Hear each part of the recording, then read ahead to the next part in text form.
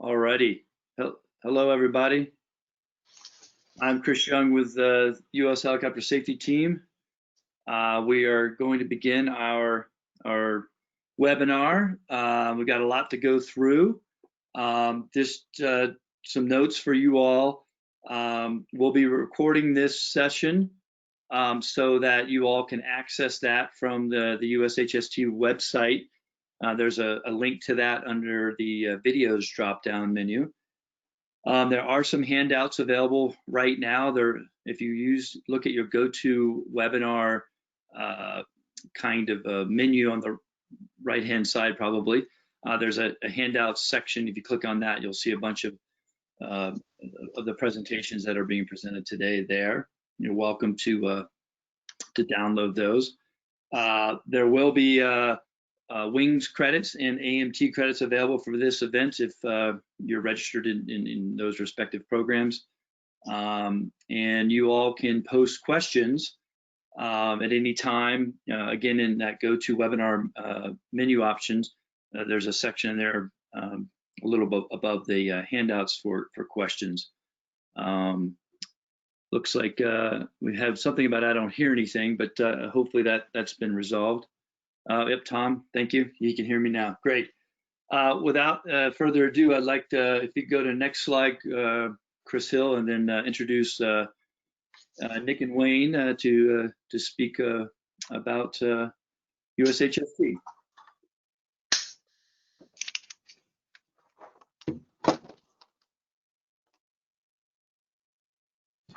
Hopefully you can hear me. Yep, we got you loud and clear.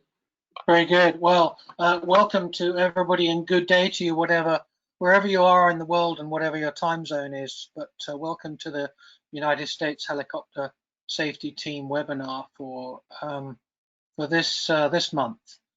I just want to welcome you and say we've got some awesome presentations for you today. We're still trying to overcome the accidents that are happening, and in 2020 we had 94 accidents in the United States. 19 of those were fatal. In 2019 there were 24, so we are making an improvement. But in 2020 we still killed 35 people in those 19 fatal accidents. So we've got a lot to do and a lot of work to keep our nose to the grindstone here. A bright spot from last year was that 25th of August to the 9th of December, we went 107 days without a fatal accident in the United States. Proof that we can do that, proof that we can achieve 0 fatal accidents. We managed it for 107 days last year. We can do that again, and we can make that period longer. So my challenge to you is we want to achieve 0 fatal accidents. That's our goal. That remains our goal. Let's try and create more bright spots in 2021 moving forward. Over back to you guys. Thanks, Nick, and we appreciate that. You know, we certainly are looking forward to 2021 and what we can do to make our industry safer. Hopefully, these webinars can provide some level of help to folks. In the agenda that was accessible online, you can see we've got the topics there, again, with a personal private operational focus today. We're looking forward to all these presentations. If we could, let's go ahead and begin with our first polling question. So everybody, we're going to put up a question for you, and you can respond to that question. Chris, if we could go ahead and load that one now. Okay, we've got what percentage of estimated flight hours during the last 10 years does the personal private sector comprise of? Excuse me. Go ahead and select.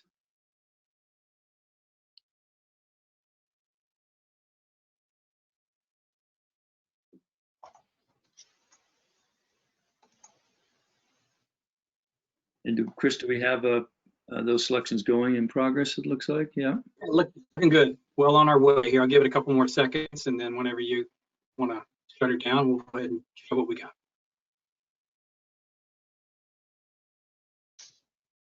We'll wait a little bit more.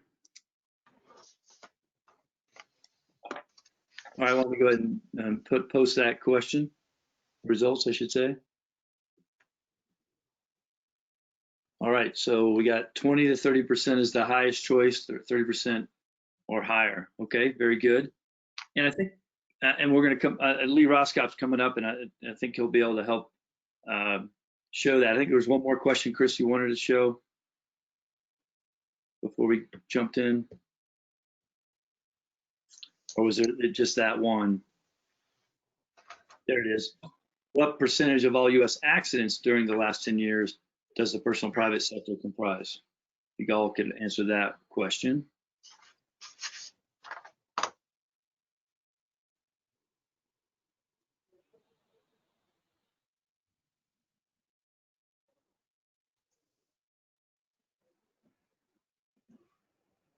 All right, we'll go ahead and show those results, and the majority, vast majority, 30% or higher. So yeah, recognition of the hours flown versus the number of accidents. So I think that's a good segue to our first topic, and we've got coming up Lee Roskop, who's going to talk about his monthly Rotorcraft accident briefing. If we could pull up Lee's presentation, and Lee, if you could come up on video.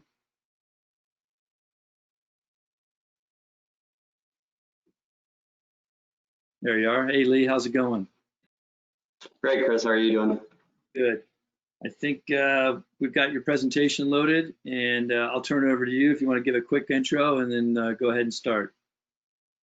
Sounds great. Thank you. So Lee Roskop from the safety analysis team, government co-chair. My industry counterpart is Mona Polson from Bell. So what we'll be doing today is, for my portion at least, is walking through some of just the overall USHST numbers for our closeout of 2020. Nick alluded to those in some of his remarks, so we'll fill in a few more gaps on those, and then look at some personal private specific data with regard to the fatal accidents, flight hours, and that sort of things. Some very interesting results of our polling questions. So I think that will maybe lead to some interesting points in the presentation. Next slide, please.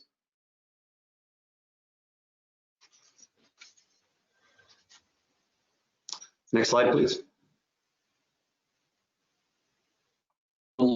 There we go. Thank you. So this is our goal of reaching 0.55 by 100,000, 0.55 rate per 100,000 flight hours by 2025. So we are 1 year into that goal now. You can see for the 5-year average fatal accident rate, which is what we're measuring here. For 2016 through 2020, we finished at 0.68 per 100,000 flight hours for that 5-year period. And so we still have some work to do for sure to get to that 5-year average down to 0.55 in the next 4 years. One of the things to note is, the year was a little bit of a roller coaster. The first few months where we didn't have as many fatal accidents, and then it really kind of ramped up in the summer, where, as mentioned in some of our previous webinars, we were averaging basically 1 fatal accident a week, and then we had the nice 107-day fatal accident free stretch in the fall. So at times our 5-year average fatal accident rate was over 0.7, and then towards the end of the year things started to ramp down a little, and we landed at that 0.68 per 100,000 flight hour mark. Next slide, please.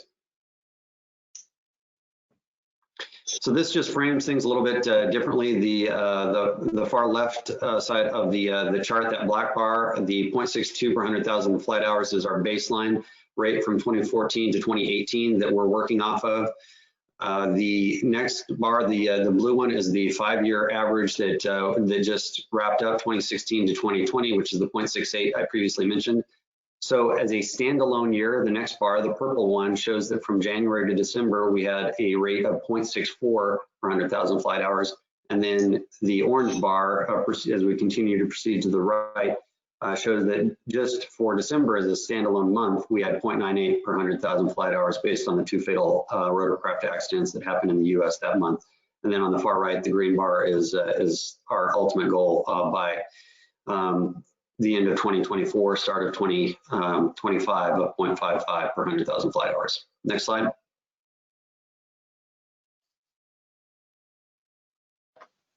So this just gives you an idea if you were to look at the raw counts as the year progressed. The blue line is the 5-year cumulative fatal accident count for the years 2014 to 2018 if we were to take an average using those 5 years. And then the green line shows you how 2020 progressed throughout the year. So as I mentioned on one of the previous slides, you know, pretty mild ramp up in the spring, and then you can see the green line starts to get steep as we transition from June through August, and that's where you know, the summer months were not good ones for us for fatal accident count or rate. But then incredibly end of August, you know, August 25th to December 9th, you see that line is completely flat. We stayed parked at 17 fatal accidents, and that didn't change until December 10th when we had our next one. So and we ended up with 2 in the month of December to land at 19 total. Now you can see if you were to extrapolate where we were on that line at the beginning of or at the end of August, we were on track for 23 to 24 fatal accidents for the year, which would have been on par with 2018 and on par with 2019. So you can see that long stretch of 3 consecutive months plus for the first time ever really did a lot to help not only the count but the rate for 2020. Next slide, please. So this just gives you an idea of the individual year-by-year rates that are feeding into our current 5-year average fatal accident rate. So you can see again on the far right, 2020 we finished at 0.64 per 100,000 flight hours. You can see a couple of the years, 2018 and 2019, that are currently you know, helping to do, or not helping really, they're contributing and dragging us down from where we want to be. We need to get back to where we were 2015, 2016 to put in those back-to-back kind of years of below 0.55 if we're going to reach our goal where we want to be by 2025. So again, this isn't to discount at all some of the things that were accomplished towards the end of 2020, because that was a very impressive streak and one for us certainly to build on. One caveat I will offer on any of the rates that you see for 2020 is these will be preliminary until late 2021. And I say that because our data source for flight hours is the General Aviation and Part 135 Activity Survey that the FAA you know, administers through a contractor. I'd encourage you all to participate in that. It should, if it hasn't hit your inboxes already, you know, the survey usually goes out in early February, somewhere in that time frame. So please participate in that, because this is one example of how that data is used. And for any that have a question, we did in our flight hour estimates account for COVID reductions in the forecast flight hours that we had for 2020. We took a reduction of 16% for the month of March, 29% for the month of April, and 7% for the month of May. And then from some data that we got from Gamma, it suggested that the rotorcraft hours were back to historical norms largely by the June timeframe. And some of us know that some industry sectors are still down. Other industry sectors have been flying well above their historical norm. So I guess the thought is that there's probably some offset there. But at any rate, for the year, we did account for those decreases, but we'll have a better idea here in about, you know, probably 8-9 months or so what the GA survey results are on 2020's flight hours. Next slide, please. For the fatality rate, so the previous slide was fatal accident rate. Fatality rate, we're looking at number of occupants that lost their lives in the year, and you can see 2020 was an improvement over 2018 and 2019, but still not you know, not as good as we've seen in some of the previous years. Nick mentioned the 35 folks that you know, tragically lost their lives in 2020 in rotorcraft accidents, but that did end up being about a decrease of about 20 from what we'd seen in previous years. It was 55, I believe, in 2018 and 51 in 2019. So not where we want to be yet. The vision is of course 0, but there was some improvement this year. So that is positive. Next slide, please. So this the accident rate for the last 20 years. You can see 2020 we were at an all-time low for what's depicted in this chart. We think it's our lowest rate ever. So that was really good news. Nick mentioned that 94 accidents, both fatal and non-fatal, occurred in 2020. That is the first time ever in a calendar year that that number has been below 100, and it's it's the lowest dating back to 1983 for the years that we have on record. So good news from that standpoint. So hopefully we can keep that momentum going as we proceed through 2021. Next slide, please. So this gives an idea of what the fatal accidents by industry breakdown was for 2020, and starts to get into personal private specific stuff. So you can see personal private depicted there, 16% of the fatal accidents for the year. Overall, in terms of comparing this to some of our recent history of how the industry sectors have broken down, personal private actually had a lower percentage than what it's had historically. I'll show that slide here in a little bit, but for 2020, we really had quite a spread of the fatal accidents across various industry sectors. You can see there's 10 different ones that are depicted on there. Many just had one event for the total year. So that's about as spread out as we've typically seen. Next slide, please. Now, looking at accidents by industry, this chart tends to hold more to the historical norms that I've seen over the last decade plus. And personal private, aerial application, instructional training, those three industries typically account for 50 to 55% of our total accidents every year. Personal private almost always leading the pack, and historically will account for about a quarter of our total accidents throughout the year. So this year was really no different on that. You can see maybe a shade higher, 27% of the total accidents for 2020. Next slide, please. So comparing 2020 to the previous decade, looking at fatal accidents by industry, you can see what I meant with 2020. We saw 16% for the personal private in terms of how much of a percentage of overall fatal accidents it represented. Well, from 2010 to 2019, that percentage was 27%. So you can see it's double the percentage of the next highest category on there, which is a helicopter or ambulance at 13%. So this is one of the reasons why personal private has been such a high interest area for the USHST, to try to find different ways at outreach and to try to reach more personal private operators, because if we can make more of a dent in the personal private sector, I think we'll really start to see some bigger reductions and improvements in our overall fatal accident rate. Next slide, please.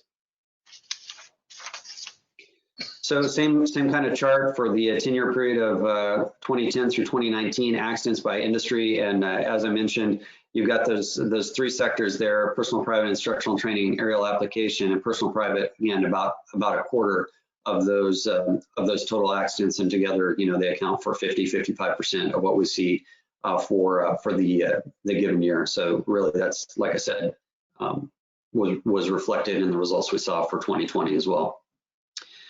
Next slide, please. Now, this is the part that, at least according to our polling question, I think may be rather surprising to many. Personal private only accounts for 3% of the helicopter flight hours in the United States on an annual basis, and that's, you can see this is over the course of a decade, but year in, year out, it's 3% to 5%. It ends up for the whole 10 years, it's 3%. But that is one of the things that really makes the personal private case that much more of an imperative for the USHST, because you know how the math is going to work out on this, that if you have a high number of accidents or a high number of fatal accidents, which is what the USHST is concerned about reducing, you have a low number of flight hours, you know that rate is going to be off the chart. And so that is exactly what we see with personal and private. It's a disproportionate amount of fatal accidents for the amount of exposure that it has out there. And I think sometimes this is one of the things that gets lost or forgotten with regard to rotorcraft, because if we were to look at a similar chart for general aviation fixed wing, personal and private accounts for 30% of the flight hours in the GA fixed wing community, and it's the #1 category in terms of percentage of flight hours by industry. So it's a different story for rotorcraft. As you know, I had a manager that told me one time, rotorcraft tend to be a lot more do work kind of machines than perhaps other areas of general aviation, and you see that reflected in this flight hour pie chart. So based on this information and the information from the previous pie charts, if we go to the next slide, you can see how this reflects in a rate, and it's not a good story. Personal private, of course, 3 times higher than the next highest industry sector, which is utilities, patrol, construction. So you can see a rate of personal private over 5 per 100,000 flight hours. And to really frame this some more, if you go halfway down the chart, you see that helicopter air ambulance is at 0.55 per 100,000 flight hours. Well, you remember from earlier in my presentation, USHST's goal is to have our 5-year average be at 0.55 per 100,000 flight hours or less by 2025. So that is our delta right now, and the industries that are above that mark are the ones that are struggling and that are keeping us at a level that where we don't want to be, that we need to move down from. Next slide, please. And this just gives you same kind of chart, accident rate by industry. Again, you can see it's off the chart to the right there almost in terms of 28 per 100,000 flight hours. And just to reflect back, we saw that on one of the previous charts, 3.18 per 100,000 flight hours was what the rate was in 2020. So we can see that we've got a lot of work that we could do there for improvement for a personal private. Next slide, please. All right, to get into just another layer of the USHST's analysis, as many are aware, we use the CAST, the Commercial Aviation Safety Team, the CAST ICAO Common Taxonomy Team for aviation occurrence categories to categorize what happened in fatal accidents. So if we look at only personal private, you've seen the Pareto charts before that show all the fatal accidents, and it shows the big categories as the loss control in flight, unintended flight in IMC, and then low altitude operations where the helicopter struck something. For only personal private, you can see that the big bars are loss control in flight and unintended flight in IMC, accounting for 50% of the fatal accidents that we observed in that 10-year period of time.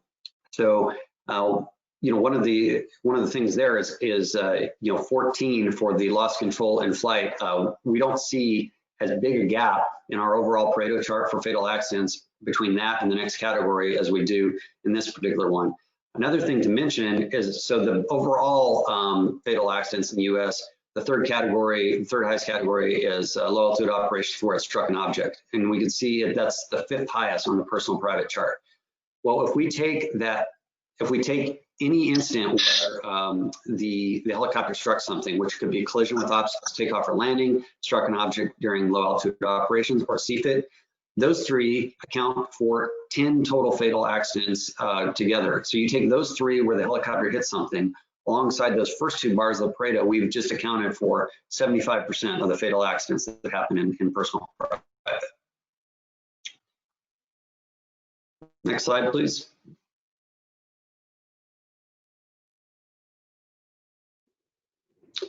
And just to wrap up my portion, these are the safety enhancements that our analysis group tied specifically to personal private fatal accidents. So you can see there's in 4 different buckets there. Outreach was safety culture and professionalism. Under policy, it was develop the airman certification standards and specifically threat and error analysis under that policy. Under technology and equipment was the simulator modeling for outside the flight envelope, and then also helicopter FDM, which I think it's important to note that our team didn't think that FDM should be limited just to large operators or operators that have for hire fleets.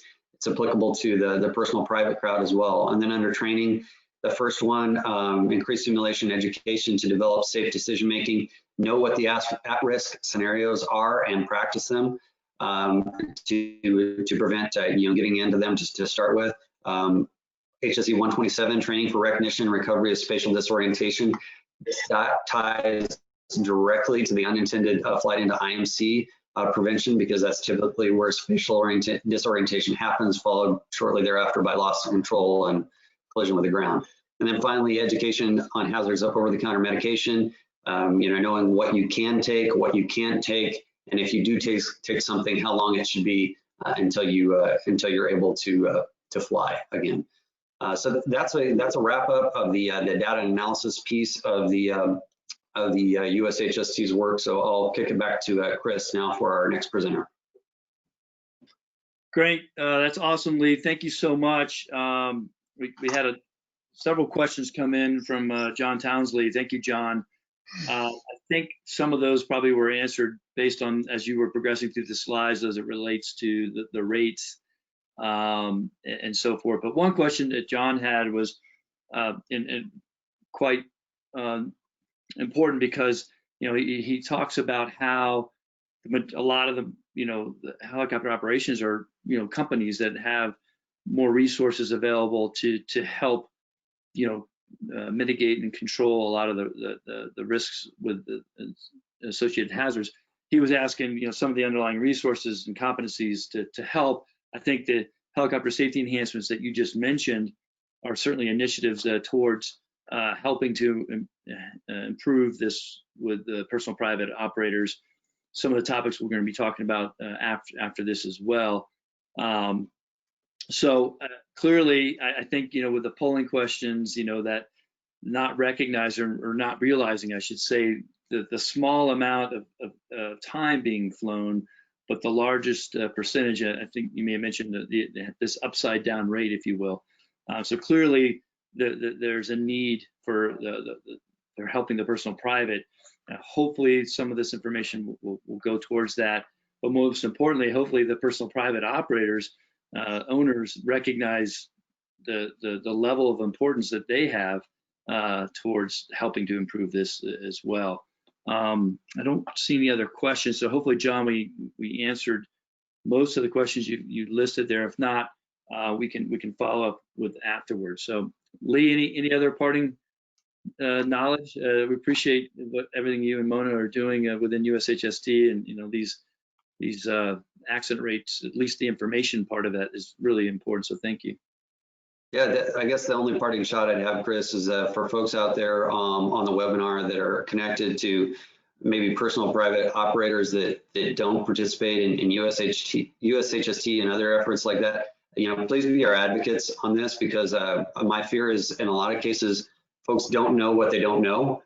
So the only way that we're going to kind of build that bridge is if you be the advocate for it and you be the voice that shares this information with them. So that's it. Thank you. Thanks, Lee. Appreciate that. And if we could go ahead and put up that next polling question, Chris.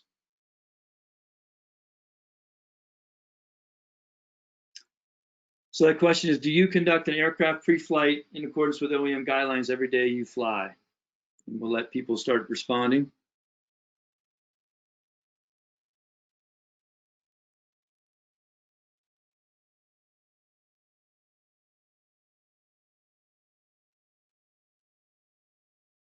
Wait a few more seconds.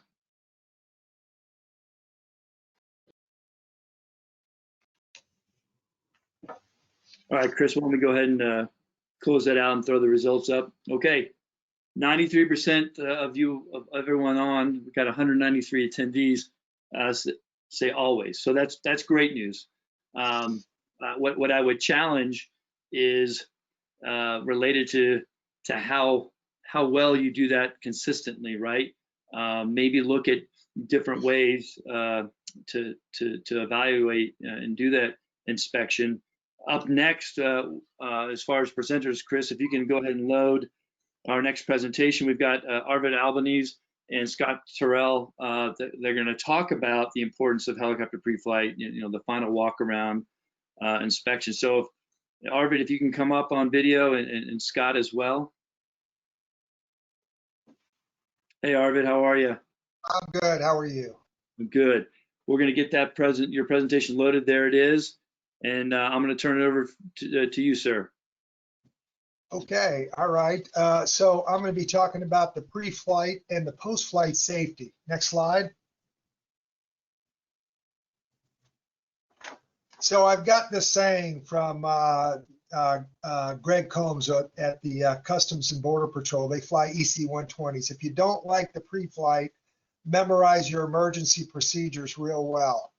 That hit home with me. And I put this safety by the numbers chart up here because my understanding of accidents is they're connected to a chain of events.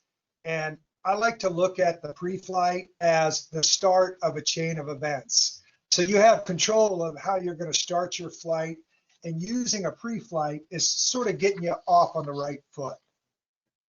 Next slide. So in the personal private sector, we're obviously responsible to ensure the airworthiness of our helicopter. Some of the issues that I think are important is we don't have a boss, or we don't have anybody we answer to. We're not going to lose our job. Somebody's not going to tell us we're not doing the job right, or we're going to get reprimanded. So doing this, in my judgment, takes a lot of self-discipline to keep yourself on track. Next slide. Some of the tools that we want to stay connected to are using the POH, and especially supplemental equipment if we've got any on the aircraft that are peculiar in reference to the way that aircraft flies. Next slide. Referring to the minimum equipment list, on the EC-120, some things that are pretty important on that particular aircraft are the VEMD, obviously flights at night with lights, and really using some common sense. What the aircraft was certified to fly with, we need to make sure those items are there. Simple things as the yarn string for the yaw indicator. Things like a bird strike, even in the landing gear, you have to be signed off before it's really supposed to fly again legally. So just some common sense items to keep yourself safe. Next slide. So I use a laminated sheet for a quick reference for my takeoff and landing weights. That I have full fuel, my weight, and what I can carry in the aircraft.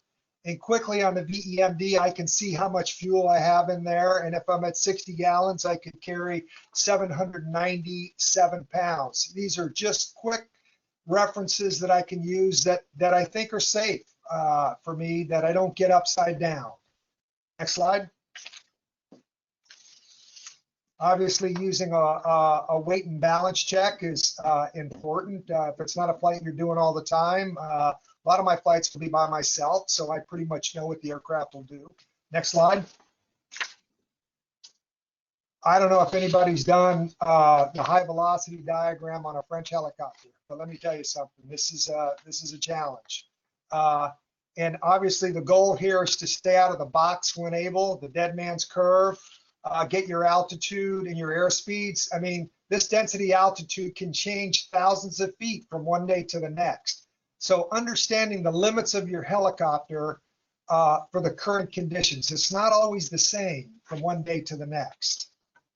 Next slide. Getting your numbers for your hovering in and out of ground effect.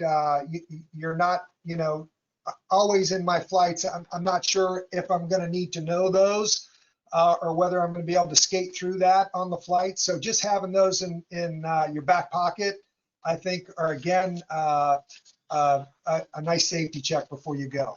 Next slide. Not using cell phones and not being interrupted during your pre-flight, I think are really important, that you set a guideline around what you're doing because it's so easy to get distracted and miss something. Next slide. So the manufacturer breaks this down into 5 sections. And always start from the start and end in the same position. So we got number 1, we start there and make a circular motion, and we end at number 1. If you get an interruption on stage 3 of the inspection, start stage 3 over. Just a little simple overview I like to use. I think, I mean, you don't have to start from the very beginning, but start that section over. Next slide. So this one got me after a 2-year inspection, and I'm ashamed to say I missed that. And I'll tell you something, that Stanley wrench stayed on there for longer than I'd care to tell you. The confirmation bias, a tendency for seeing things that you want to see. I've done that pre-flight so many times. I'm not sure if I looked right at that, but one thing that can be helpful is touching items. That thing never obviously came off. I ended up taking it off, but when I did take it off, I thought, oh my gosh, that could have been a disaster. Thank God it was not. When I picked up that helicopter, I had quite a mental distraction that my bill was 100% over what it was quoted to be, and I was frustrated. My mind was in a different space, and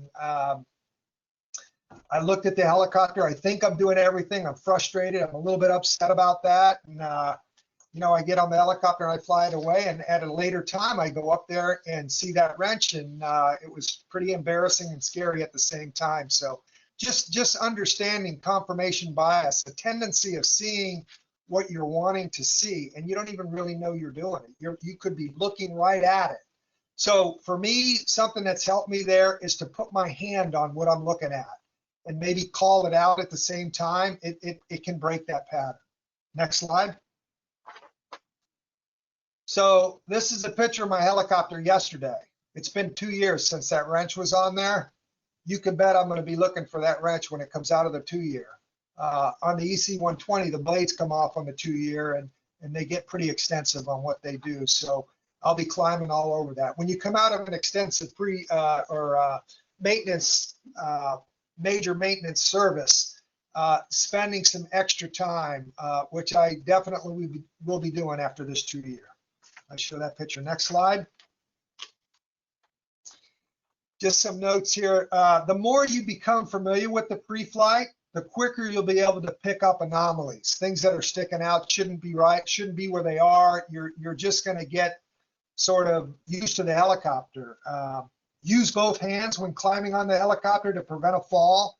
There's sometimes it can be a little bit slippery if it's wet out, and have both hands as you're climbing up on the helicopter. If you're doing a pre-flight at night, a good white lens, not the red light, will help you, because that red light can wash out the fluid leaks. And when possible, pre-flight with another pilot. I've done this several times. When I ever get around Greg, who flies the EC-120s with US Customs, he has shown me so many things that I wouldn't have thought of on my own. So it's very helpful for me to connect with him and go over the helicopter and what he does. Next slide, or slide. Understand the unique items and their locations that need inspection on your helicopter. So when I moved from a R-44 to this helicopter, there were some things that were a little different about this a number of years ago. Next slide. The hydraulic compact unit and the clogging indicator. That little red dot down there at the bottom, it'll stick out. Yep, it'll stick out like 3/4 of an inch or a 1/2 inch if you're getting a clogging there. And it could be a number of things. It could be how they filtered the hydraulic fluid. I've noticed this pop on me when it gets cold out. So keeping an eye on that and checking that on each flight. Next slide. The oil filter. This is this little pop out here that fills that plastic see-through lens there would be red if you're getting an oil filter in clog. So that indicator will pop up. Next slide. And the fuel filter clogging indicator, that it's retracted as well. These are 2 items that you almost have to take a picture of with your iPhone. They're way up on top of the engine, And unless you're up really high, you're not going to get a really good look at them. And the pre-flight covers looking at these. They're unique to this helicopter. Very important. Next slide. Okay, so this vent, there's half the fuel is above the cargo area and the other half is below. If this bearing in here that's a breather for the fuel tank gets clogged, the fuel from the upper tank won't come down to the bottom tank and you could possibly run out of fuel. So you can tap on this and hear this bearing move in here. It's a really important check on the pre-flight. So just the specifics to that helicopter or any helicopter that you're flying, you just want to be checked into those. Next. After you complete your pre-flight, do a final macro level walk around, looking at the overall pictures like the latches, the caps, the tie downs, for the rotors, and do that in reverse order. You can sort of break up what you're doing, and I think that's helpful if you change things up on occasion. Secure all loose items in the cockpit in the event you had an inadvertent door opening or you had a flight with the doors off. I think it's important to make each flight with all the loose items taken care of because you never know where you're going to be. So taking care of the loose items in the cockpit, I think, are really important. They've been an issue on several flights in the past. Inspect the area you're taking off from. Is it sufficient for the current conditions, the capabilities of the helicopter today? I think that, I fly quite a bit of fixed wing in the helicopters, and the unique change in flying the helicopter for me is it's not the same as it was yesterday, and it won't do what it did yesterday. So I think being really checked in on what it's capable of doing today is a lifesaver. And check the area around for debris that could pose a hazard to the aircraft before you start blowing it around and kicking it up in the air. Next slide. Okay, and the checklist in the aircraft on most helicopters that I've been flying in, they break it down into little subsections before starting the engine, and just compartmentalize each one of those and go through each one of them thoroughly. And some of them are only 2 or 3 items, but just not skipping them. Use them on every flight. Run-ups before takeoffs, the hover check. So I've done the Rotorcraft safety challenge. I kind of missed that we haven't had one recently, but I've learned so much going to that safety challenge and picked up from the professionals and what they do and how they operate in their professional environments that I carry over into mine. And one of them was the 3-second hover check before I fly off. That was a big one for me. Before landing checklist and parking and shutting down the helicopter. I think the best time to kind of pre-flight your helicopter is after the flight, because it may keep you from missing the flight you want to make in the future if there's some type of an oil leak or something going on that you could have caught. Next slide. To me, this is important. I make my own checklists, and I make them that fit me. There's certain items that pop up that are relevant to me. I like to see the lights on the cause panel, which they should be during the pre-flight. So if I should have 3 reds at this point, I look at that. If I have 4, I know I got an issue. I make this in Excel, and you can outline these and print it out and copy and paste it and put all the things you want in there. Just make sure you don't miss anything from the POH as you put it in there, but you can tweak it in a way that it means something to you, individual. I think this has been really important for me. I fly 4 different aircraft, and when I get in them, there's a few documents I use that help me be safer than I would without using them. Next slide. This is one of them. That it started off as a top 10. It's up to 12 now. Just things that I want to make sure I have in my head on this helicopter. They're just simple items. I write them and I read them before I get in the helicopter to fly them. It's just a little simple piece I do that I read through there, and it might be flying an American helicopter to a Eurocopter and the power pedal versus the American helicopter. So there's just some things I read and get in the front of my brain as I'm getting into an aircraft. I think little cheat sheets like that are helpful. Next slide. Okay, this is a document I did in an Excel format that's a little more in depth than something I carry on my knee board. But this also, instead of going through the POH, I read through this, doesn't take that long. It's 3 pages, quick read, just things about the helicopter, dimensions of the helicopter, some length, width, height, certain readings for RPM readings and limitations, my cause lights. I think just reading through them quickly, they're super helpful before you get into the helicopter, and they pop right back into the front of your mind. Next page. So I say, what's hard now is easy later. Take the time now to ensure the safety of your friends and your family who put their trust in you and do a thorough pre-flight.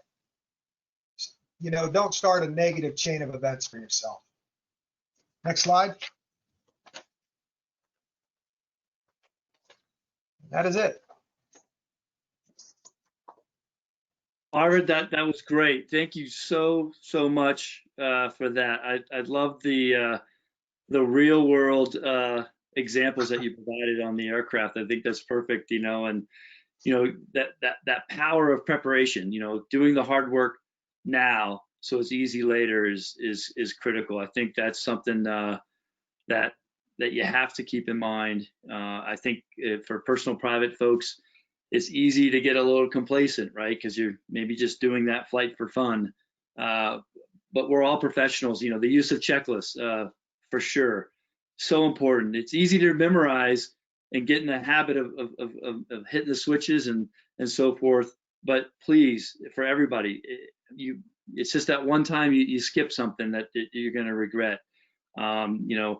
We had one comment come in, Tom Glista, about the customization of checklists. Be aware, Part 135 operators have the checklist approved by the FAA, and they have to be approved by the FAA or by the POI. So keep that in mind. If you're a personal private that's also doing Part 135, those checklists have to be approved. But to your point, Arvid, that power of preparation, or just the little subtleties to help you remember and keep track. I love that idea. Like at that point in the checklist, you should have 3 red lights, and if you have 4, wait a minute, something's different, and it helps you pause. So thank you for that. That's important. Again, that wrench that you found, right? I mean, as a pilot in my career, we all tend to make a little bit of mistakes, and you made that. If your mind's in a different space, right? That confirmation bias, you're like, oh yeah, it's good. It was good yesterday. It's good today. Today might be different, right? And so, again, really important information, and I appreciate that. Thank you so much. You're welcome. All right, next up, if we could do the next polling question, Chris.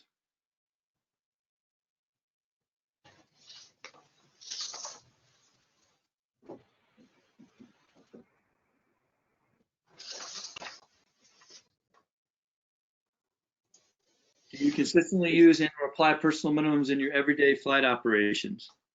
Go ahead and start collecting that info.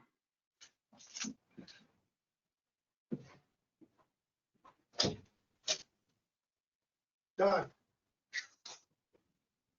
Hey, Arvid, I think your microphone's still on. How do I turn that off? Oh, No worries. All right, Chris, why don't we go ahead and close that out? All right, we had 81% that said always, so that's good news. Again, that power of preparation is important, or at least knowing what your limitations are. So next up, we've got a presentation from myself and Dave DeJura. Dave, you want to come up on video? And Chris, if you can load that next presentation. Yeah, Chris, go ahead and kill a little time while I work on a technical issue. I think I can sort it out. Okay, no worries. What Dave and I are going to talk about is the importance of personal minimums, personal limitations.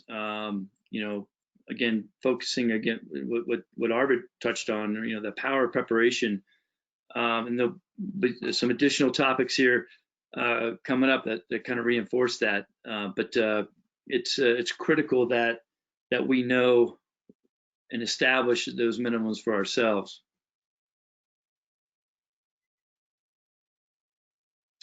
Chris, we got the the bugs worked out?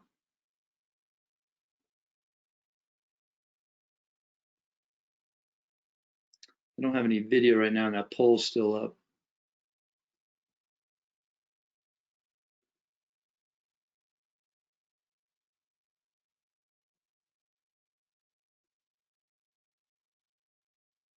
You have the ability to take the screen over there while I double click there and present your presentation.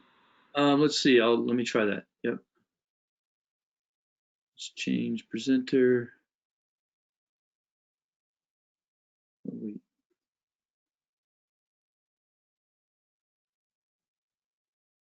All right. I'm gonna see if I can share my screen with everybody. There's Dave. Hey, Dave. Here I am. And let me see if I can get the our presentation up. Yeah, I figured it out. I think I can get us back up and running here. All right. You want me to make you presenter again? Yeah, go ahead. So you've got personal minimums, right? Yep. Go ahead. I made you presenter. Okay. The plan survives the first bullet, right? Yeah. All right. Go.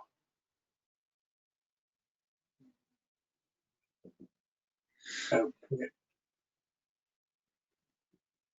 All right. Go into present. What's that? There we are. All right. All right. Next slide, please. So I'm gonna start off here, and then Dave's gonna kick in. But of course, Dave, at any point you're welcome to jump in and reinforce or expand on with your infinite knowledge. But so what Dave and I want to talk about is that risk management aspect from the personal private. As some of the comments or questions that came in, a lot of operations are related to some type of business where you have controls put in place, or maybe a formalized safety management system that's been implemented at those organizations. For personal private, the reality is you probably don't have a formalized safety management system, but risk management obviously is critical for you all. We've seen the statistics that show that in fact personal private operators do have a higher accident rate, and so it's critical that the baseline risk management process is in place. Again, I don't think anyone expects you all to have a formalized safety management system, but please consider what you can do to understand what the hazards are and what the potential risks are with those hazards. It definitely, by being knowledgeable, helps you to understand how to mitigate and control those risks and obviously make better decisions. It really comes down to being accountable to yourselves, to your family, as already mentioned, to your friends. As you go out and fly your aircraft in a personal private operation, you owe it to everybody to do the right thing, right? And it's only you, perhaps maybe you and one other or a couple others, but be honest with yourself, right? Hold yourself accountable. Even though you're not in an operation, a commercial operation, you have to hold yourself to that level as accountability as any other operation does. So we're going to focus on mitigating the risks and talk about personal minimums. Next slide. So I talked about the risk management. The pre-flight risk assessment. Already touched on. What's different today than yesterday. That's important. Analyzing, assessing what you're about to go do is important, right? Some people do get complacent, like, well, I'm just going to do the same thing I did yesterday, and really not think about it. But the purpose of a risk assessment, pre-flight risk assessment, is to be thought-provoking.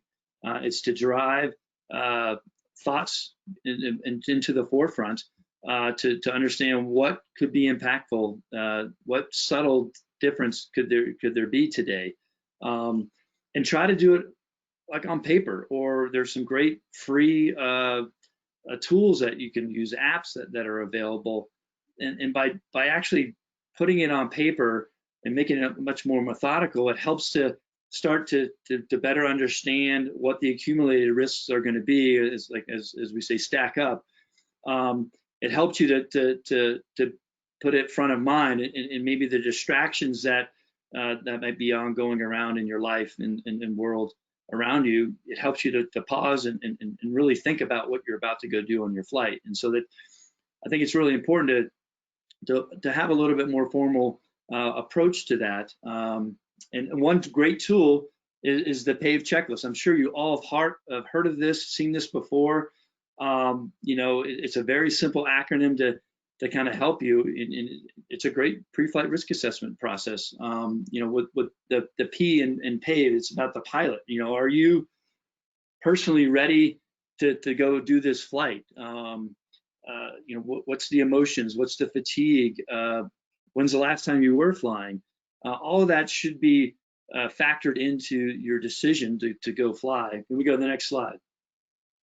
And then another great tool or part of that is the IMSAFE checklist. A very simple acronym. Chris, if you can go back or go, there you are, right there. You know, illness, medication, stress, alcohol, fatigue, emotion. These are all things that play into your ability to make decisions and do it effectively. And so walk yourself through that. You know, and Arvid talked about the medication, or I think Lee did it.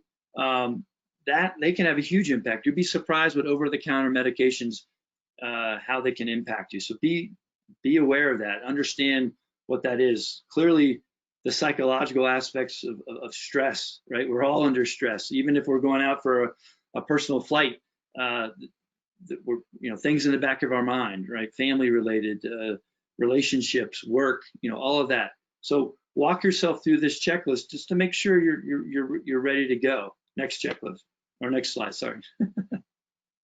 Back on the PAVE is, you know, the aircraft is, as Arvid touched on, you know, what are the performance margins? Did you look at the height velocity diagram? Did you do your weight and balance? You know, the flight, you know, how much fuel do you need? You know, does it balance with the weight that you have on board the aircraft? That hover check that Arvid talked about, that's huge. You know, people skip that all the time, and it's very simple. You pull it up into a hover, you do your quick hover check, and you know you're good to go, right? Versus just pulling power and hot shotting on your way. You know, look at that, and especially on the maintenance, especially as an aircraft comes out of any maintenance evolution, that's really the time to look at, as Arvid touched on. And the environment, you know, the weather, obviously, it can change depending on where you operate. Again, you know, even if you're doing the same thing or flying in and out of the same airport, a local area, again, please look at that. You know, things can change very quickly. And when we think about the environment, you know, the obstacles, what the airspace, what's going on in, you know, the NOTAMs, did you actually look at those? You know, that's important. The external pressures, we have to try and block that out. You know, the get home-itis that we often hear about. You know, are we really, is our mind really present about what we're going to go do? You know, for personal private, the financial aspects aren't quite as high as, like, say, in a regular operation, but they still have impacts on, you know, to you. You know, are you going to skip that next maintenance because the cost? You know, those things are important. The social pressures, things that you postpone. You know, all of that adds up. And that's why it's really important to document this and put this in writing, because there is a cumulative effect when we look at risk with our flights. You know, things start to add up and even multiply based on their effects. Next slide.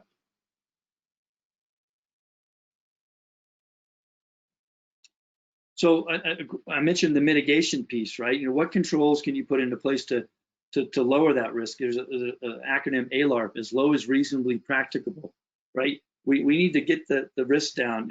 Of course, we're going to accept risk at certain levels, and each individual is going to have a different mindset or thoughts around that. But again, trying to understand how you can reduce the risk that you may be exposed to, especially like examples like weather. Maybe you delay your launch, you couldn't let the thunderstorm line pass through, or the fog layer to burn off, you know, things like that. Maybe you know, you're worried about the fuel load, so maybe have an earlier stopping point to if you're doing a cross country. You know, those kind of things. You know, look at how you can lower that risk, and it just makes the decision making so much easier. A great tool that you can use is another acronym, TEAM, right? You can transfer that risk. Perhaps you don't go do the flight. Maybe you have someone with more experience go do the flight. Eliminate, reroute, change your flight path. Except, there will be limitations of that. We talked about that. ALARP as low as reasonably practicable. Determine what is acceptable, and then mitigate, again, that control, reduce it. And I encourage you to do this yourselves. I encourage you to include other people with you, peers, other pilots, maybe the mechanic that works on your aircraft in the hangar. Again, for personal private, there's lots of options. Call a friend, right? I think it's important to engage other people when you're talking about risk acceptance and effective risk control. So don't hesitate to reach out to anyone that that can help. Certainly they need to have some type of aviation experience, but for you as a small operator, personal private, there are resources for you, and I encourage you to engage. Next slide. And with that, I'm going to hand it off to Dave. Thanks a lot, Chris. Yeah, we're going to touch on the elements that he talked about, segue well into personal minimums, in the sense that we look at a lot of those risks, but there's a couple places there we said, okay, maybe some risks are deemed to be acceptable, but until what level and how much would be acceptable? Our personal minimums can help us establish that. He also mentioned pressures and stresses and things that can take place during flight, and those affect the quality of our decisions. So part of the importance of those personal minimums is to ask, is it possible to make decisions when there are basically no pressures or reduced pressures or low workload? And the answer is yeah, you can do that through personal minimums. You can make a lot of decisions about your flight before you ever leave the ground, when you're not under duress and when you have all the resources available to you that you may not have available when you're in flight. And of course, things change, but if you decide it's not a good idea under those circumstances, then it's very hard for a certain set of circumstances. If you determine you don't want to be there when you have all your wits about you, there's a good chance that you don't want to make a change to that thought process while you're flying. So we're going to go through how to set and use those personal minimums. I'll note, thanks for your responses on the poll. It sounds like a lot of you are using them. Hopefully I can add some ideas on how to make it really effective, and you may have questions. And then some don't use them or use them sometimes. And again, hopefully we can help reinforce how to use these effectively to really build confidence in your decision making when you're out in the aircraft. So some of the questions we can answer today would be, if you feel on a given flight, maybe you could accept more or less risk. How do you deal with that sort of situation? Or is it ever okay to break or compromise your personal minimums because everything else seems really good and you feel great about it? And hopefully we can put those sort of questions to rest. Next slide.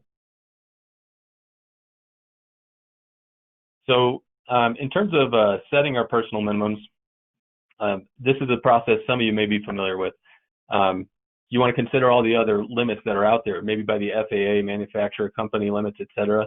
But even in the flight manual, these are all blanket statements. They don't take into account any of the circumstances under which you operate with your experience, background, recency, or even the weather that you're flying in. Those limitations are blanket statements that are the worst possible scenario that might be accepted. So they're good starting points, but in a lot of cases, you might want to be more restrictive, and that's where personal minimums come into play, and we should be potentially. So we don't want to be in conflict with those. They should be, if anything, that or less, those or less. The other important thing, of course, is to do it at a non-flying time when you have no distraction or pressures, and to sit down and reflect on your experience to help you set them, and when you don't have any pressures present. And then to set each limit, maybe some of you have been through this process or not, but to really do it effectively, you want to consider a situation where only one factor or risk or hazard is the relevant one that you're going to set. So if you think about the winds, for example, or we could talk about cloud layers or ceilings. Think about that scenario where calm winds, familiar location, recent experience, unlimited visibility, everything else is in your favor. You feel as good as you could possibly be. Great performance margins, or everything else is in line, but that one factor is at play. So in that case, you're going to write down what's the worst, in this case, cloud layer or ceiling that you could accept, or you deem as reasonable to accept, but you can guarantee that safe outcome. And so for each limit, you just want to make sure you isolate it in that sense. And the purpose of that is to make sure you set something that you never are willing to compromise in the aircraft, that you feel very strong about it. You've said, I've set this when I already considered that everything else is ideal. So the only reason I would ever break that is because of some external or internal pressure that I would see is going to really fog my vision. Next slide. So in setting those personal minimums, you're going to go through each of these items, and you can be creative, but you know, you'll set some items that you are going to isolate, determine the worst condition you could reasonably accept, but guarantee that safe outcome for potentially visibility, cloud layer. Maybe you've seen the FAA checklist on this. Winds, gusts, there's also other things like pilot recency, how much fuel reserves, and in personal private operations, fuel exhaustion, things like that do occur. Performance margin could be a big one, especially if you're carrying passengers. How much sleep you've had, how much work you've done before you fly, all these things, you can see what's relevant to you and make your own limits. And then, of course, limits might have to be set for different profiles, things like make and model, as if you fly various aircraft, day and night, most definitely. And then, of course, VFR, IFR, a little less common, but that's relevant too. So ultimately, it's, you know, you can use the standard checklist, but you may find for you that there are some items. Some people even do things like how recently they've had alcohol, for example. We have some regs on that, but you may choose to know, based on your personal experience, how you feel after drinking, to stretch a longer term of between when you drink and when you fly. I mean, there's a million places you can see what your personal experience brings to a safe minimum for yourself. Next slide.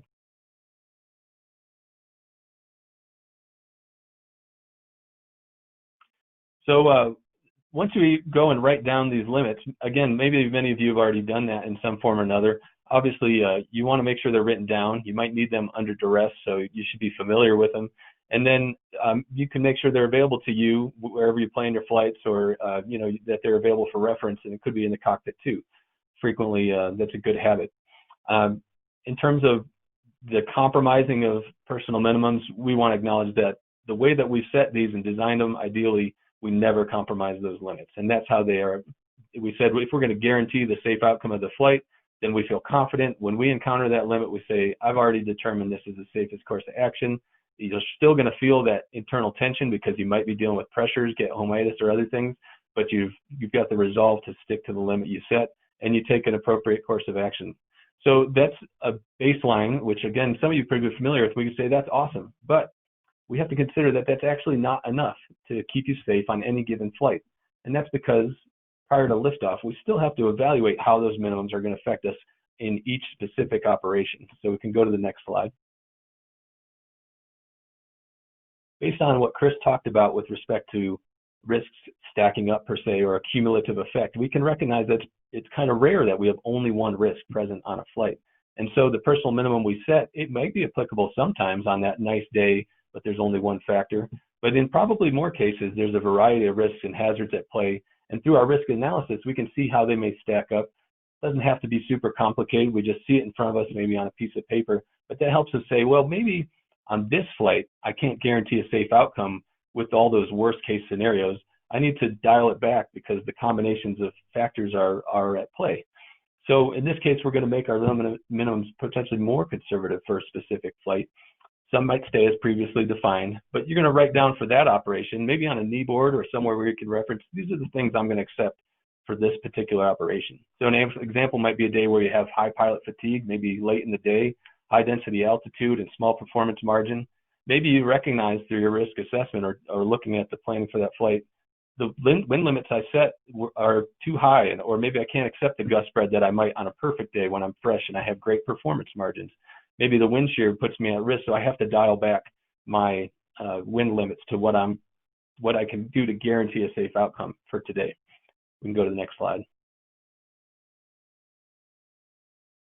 So you would write those down and follow through. And we can look at some scenarios here. We could consider maybe there's a long flight to an unfamiliar off-airport landing area, loved ones on board. You could consider, in this case, you know, how you might consider rest or sleep for that long flight. You could consider what the destination weather is if you're landing off airport, unfamiliar destination. You might have to be more conservative than if you're flying into an airport, no obstructions, big wide open area, and a familiar environment. And your performance margin might have to be larger for you to guarantee that there's no unsafe outcome. And so you take the limits you previously set and you reel them in a little bit, write them down for that operation, and then proceed with confidence. Same thing, maybe you're flying mountainous terrain or high density altitudes, few alternate airports. whether you operate in those situations or not, we could see how maybe fuel reserves would be a factor. Maybe that half-hour fuel isn't really enough in this case. If something goes wrong, I'm going to be really up a creek, or winds and turbulence in that hilly or mountainous terrain could create more hazardous situations. I need to dial back my normal limits and apply something new for this flight to keep myself out of trouble. Some people use rules, instead of just the number of winds or something, you can say, how many events do I have? So I have one moderate turbulence event. It's brief. That might be acceptable, but the second something's telling me that this is not going well, I need to take a new course of action. I'm not going to keep pressing on and find the extreme turbulence ahead of me. And then things like incoming night or weather, you could consider. If I'm going into a remote or mountainous area, maybe I need to adjust the timing of my flight, or make sure I'm planning to land well in advance of these incoming pressures or situations.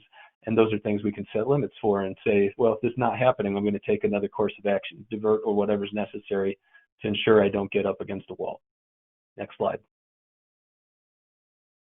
So like we said, you're going to establish those minimums for the flight, and specifically that operation, and write them down. You're familiar already with the other limits that you haven't changed, but you want to decide what you're going to do if you encounter those limits. So we talked about a couple options a moment ago. You could divert or return to base. You could make a land and live precautionary landing. Hopefully you're familiar with that program, but just set it down if you reach a limit you determined was unsafe to operate in. You could, if it's before the flight, you could transfer to a more capable pilot or aircraft. You could switch into something that's more capable and address it that way. Or you could make a no-go decision or delay for better conditions. But the point is that you make that limit, you determine that you won't operate in those conditions. And that includes landing and waiting out potentially the better conditions to come, despite the pressures or the mission mentality that we all face. So last step would be sharing those limits and plans with your passengers or any stakeholders before flight, so everybody knows if we encounter this, this is what's going to happen. And if the passengers say, well, maybe I'll just drive, so be it. We've determined how we, what the course of action is, and there's a possibility if we encounter these things, we wouldn't get to our destination. That's part of a safe outcome. And the mutual expectation, make sure that you don't have the pressures on the flight. So if everybody agrees to it, then that accountability is there for you to actually follow through on your risk management rather than do the opposite and press on. And we hope that through a briefing with passengers about the limits and acceptable safe factors in a flight, that they become stakeholders in the safety of the flight and actually hold you accountable to your own limits rather than the other way around. And if you communicate enough with your loved ones or your passengers or even clients, if you're a commercial operator, then you can bring them into that realm with some education and coaching. Next slide. Last thing, reevaluating personal minimums. Over time, things change. We recognize that. So one way we can consider, of course, your set personal minimums. You might consider if you had any close calls or dangerous events, you may need to make them more restrictive. And of course, you can do that at any time. However, if you recognize that you've grown as a pilot through your experience and training, if you've had consistently safe and low risk operations at your defined limits, or you've done extensive with training with an instructor, then when you're not looking at a specific flight, reflecting on past experience, you can bump up your limits incrementally and try to expand what you can accept. That being said, it's a good idea, like Chris said, bounce that off your peers, check in with other resources and experts when you do that, and that way you make sure that what you're doing is in line with best practices and that you're not, especially not doing it with any specific operation in mind, because obviously in that case, you may be subject to the pressures of the completion of that operation or have your decision-making clogged by those factors. Next slide. I think that concludes our presentation, so we'll entertain any questions about risk management and personal minimums. Thanks, Dave. Great job. We had one question, John Townsley, about how ill is too ill, right? Somewhat ambiguous, excuse me, like stress or emotion. John, I think the answer to that is tough, right? You as an individual, each person knows just how affected they are. I mean, granted, it's sometimes people will push themselves too far. So again, the kind of the checking in with others can be helpful. Again, if you have any any illness that you think is affecting you, then you need to evaluate that and make a good judgment call on whether you should actually go do a flight if you are ill. Dave, I don't know if you want anything to add to that. Yeah, I just add, just like the other kind of limits that you might consider, I'd say it just really depends on the operation, the workload, and the stress that you anticipate operating under. Of course, you have to look at the worst case scenario. Could I deal emergency if it came up? That's also, you know, you can't plan for the best case scenario. But if you felt like you were fit to deal with the emergency if it came up and you could complete it safely, that might be a measurement. If you felt like you'd be distracted by what you're dealing with, that's the standard you should hold for yourself.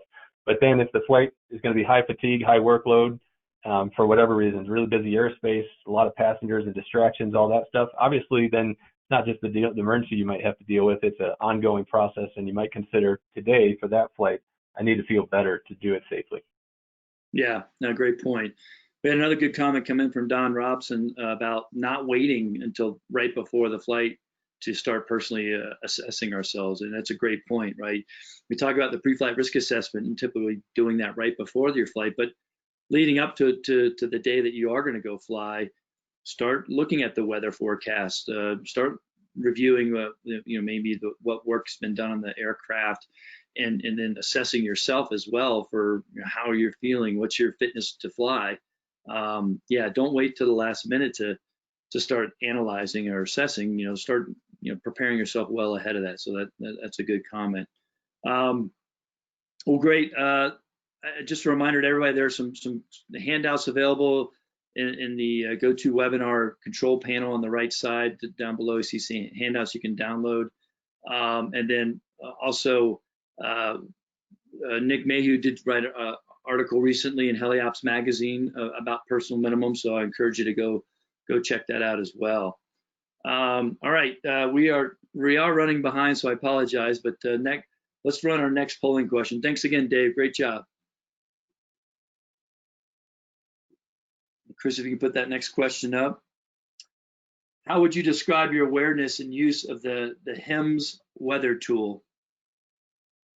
And I don't know how familiar folks are with that, but that's gonna be our next presentation. So we'll go ahead and see what the polling tells us.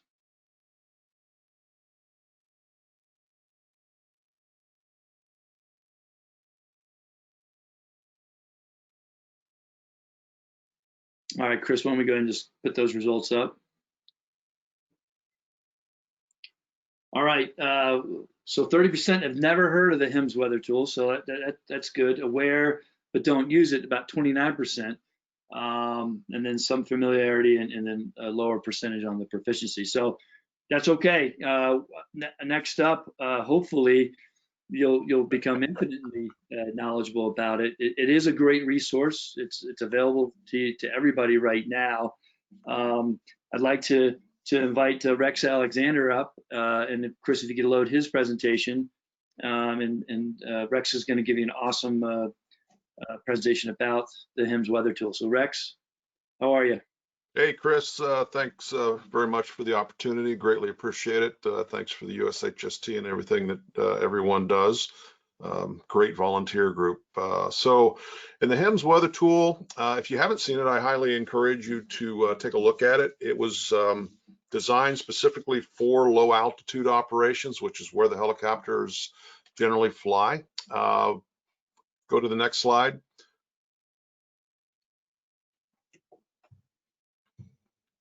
This is a representation of the group. Under the U.S. Helicopter Safety Team, we have what's called the Infrastructure Working Group. And this was formed several years ago, specifically looking at infrastructure. And this represents all the different people that participate in that and have for several years. We've been working diligently on infrastructure, weather reporting, heliport design and safety, and then also low altitude IFR. Next slide. So in looking at what the HIMSS weather tool is, that's the website, aviationweather.gov/HEMST HIMSS tool. It is online. It is a free site. It is run by the folks at NOAA and the Aviation Weather Center. Now, give you a little bit of history in some of this. Next slide. So the HEMS weather tool was born in 2006 out of a meeting in Boulder, Colorado between the HEMS industry, and HEMS stands for Helicopter Emergency Medical Services. Now a lot of people call the air ambulance industry. But we got together as an industry. At that time, I was with the National EMS Pilots Association as a board member, and we were looking at ways to prevent loss of control, CFIT, and double IMC. Met with a great group of people in Boulder, which is the National Center of Atmospheric Research, INCAR, UCAR, RAL, the FAA, and multiple industry folks. In 2006, we did that in March. In 2006, in November, basically 8 months, the folks at INCAR actually built, designed, and fielded a tool that was specifically designed for low altitude weather reporting, and it was a great tool. And in November of 2006, the FAA then gave us the authorization to use it as an experimental tool, all accomplished within less than a year. The problem is at 2006, we didn't do a whole lot more with it. You can't see at the bottom there, but there was a 6-year period where we really just didn't do what we should have been doing as an industry. And we dropped the ball, and we had more accidents. And then 2009, we had the NTSB hearings on HEMS. In 2010, they pointed to the HEMS tool as something that, hey, we really need to get this thing up and running better. That then precipitated a meeting in December of 2013 of the U.S. Helicopter Safety Team's infrastructure group in Washington to collaborate with all the players in the FAA and industry to go forward and move this tool. So that started in 2013. So we lost 6 years because we failed to stay engaged and we failed to follow through. In 2013, they came out with some updates in December. Next slide. In 2014, February, additional updates. In 2014, they also came out with the open layer system, which is the HTML that we're under today. It originally was a Java applet, and Java's pretty much faded away, and it's really challenging in certain locations for security reasons. FPAW, the Friends and Partners of Aviation Weather, very Part 121 centric meteorologist. The USHST engaged them, went and worked with them to educate that group to help leverage moving this tool forward. The one area that we were missing, the one stumbling block or roadblock, if you will, was the risk analysis piece that the FAA required. We finally got all the players together in December from both industry and the FAA and went through the formal risk management panel. It wasn't until we did that till we actually get the HEMS tool in 2015 to go fully operational. And when we did that, it went from experimental tool. And I'll tell you, there was a period of time, one evening, that the tool was shut off. The FAA turned the switch off. Not their fault. It was an experimental tool. It was not fully funded. The National Center of Atmospheric Research kept that tool on life support out of their own funding because they really believed in the tool. And my good friend, Jim Viola, as well as a few other people in the FAA, got a late night call from me because I was the president of the NMSPA at the time saying, hey, we need to turn the switch back on. So we got that fixed and we finally got it fully operational, which meant it was fully funded. Then it went from INCAR over to the NOAA and was put in Aviation Weather Center and then completely integrated into the system and given tech support 24/7. So all that stuff could have happened years before we as an industry we didn't recognize it as fast as we should have, but we made up for that. And then we came on board with some new stuff in 2016 was LAMP, which is a localized aviation MOS program.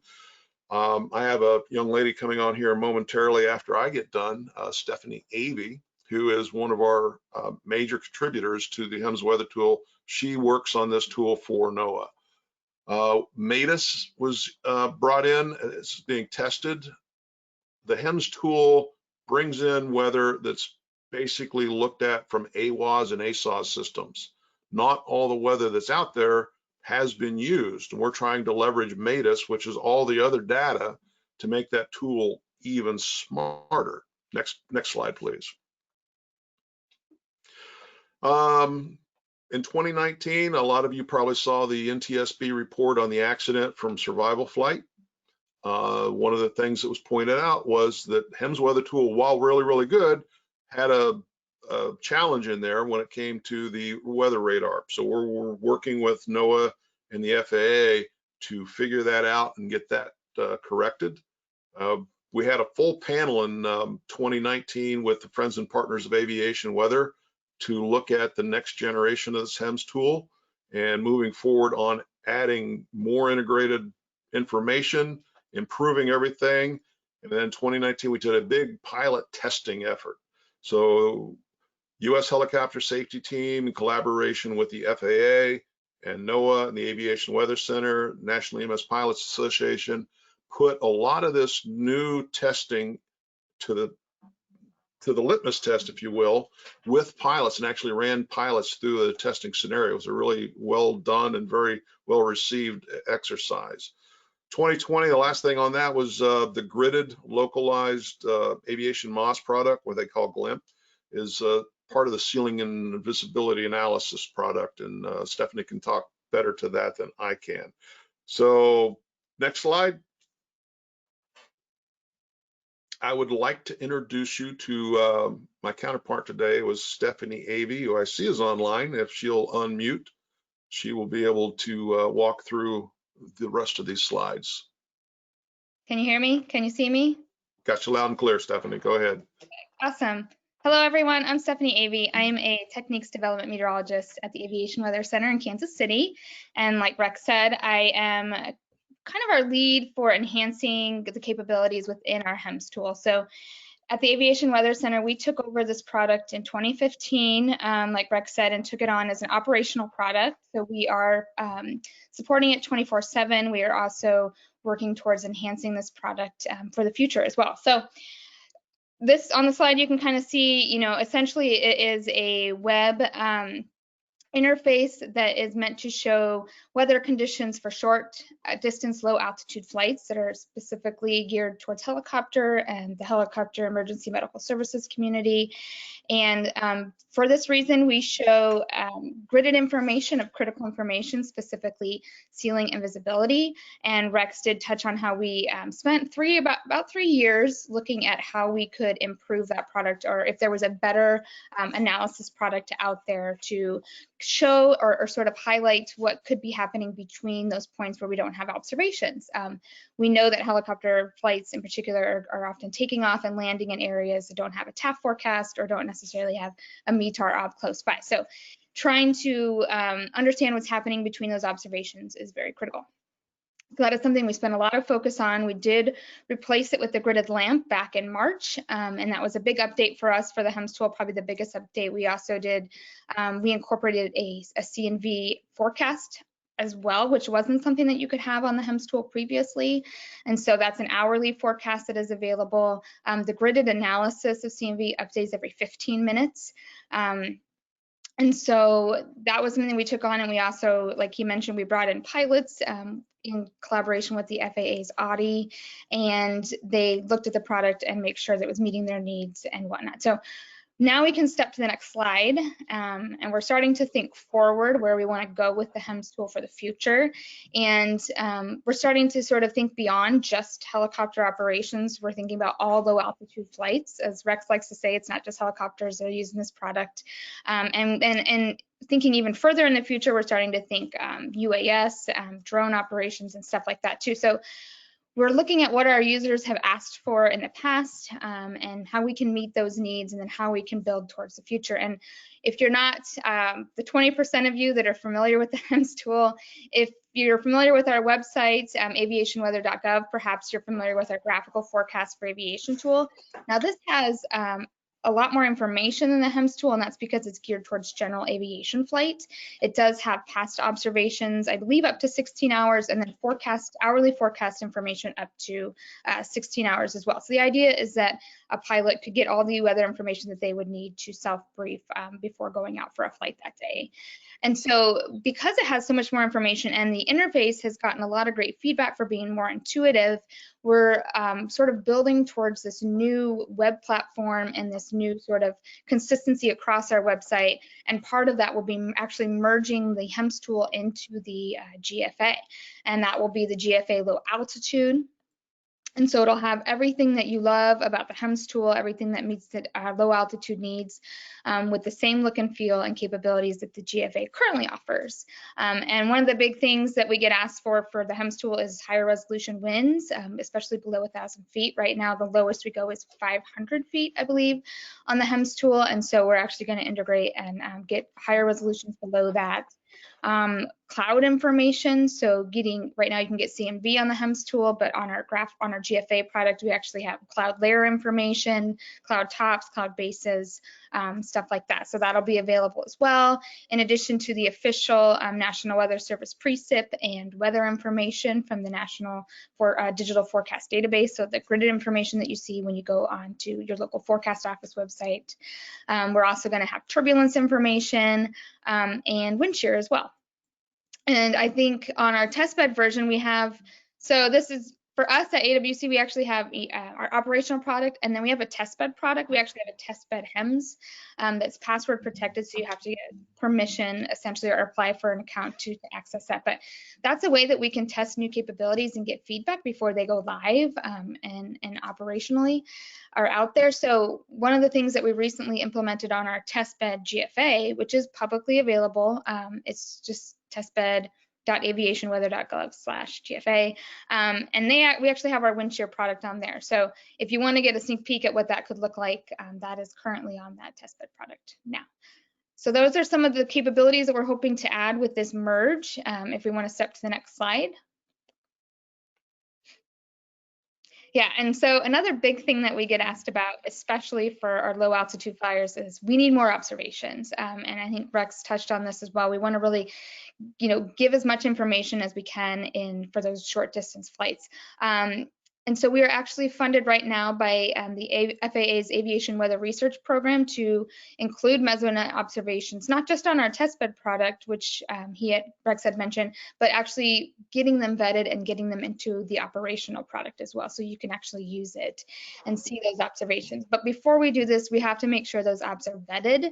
The MADIS data set that we're using and displaying includes ASOS stations, but it also includes, my neighbor's backyard weather station. So we have to make sure that that data that we're displaying that could be used to make decisions is of quality. So that's something that we're really working hard on now, is developing a quality check on that data before it ever gets displayed.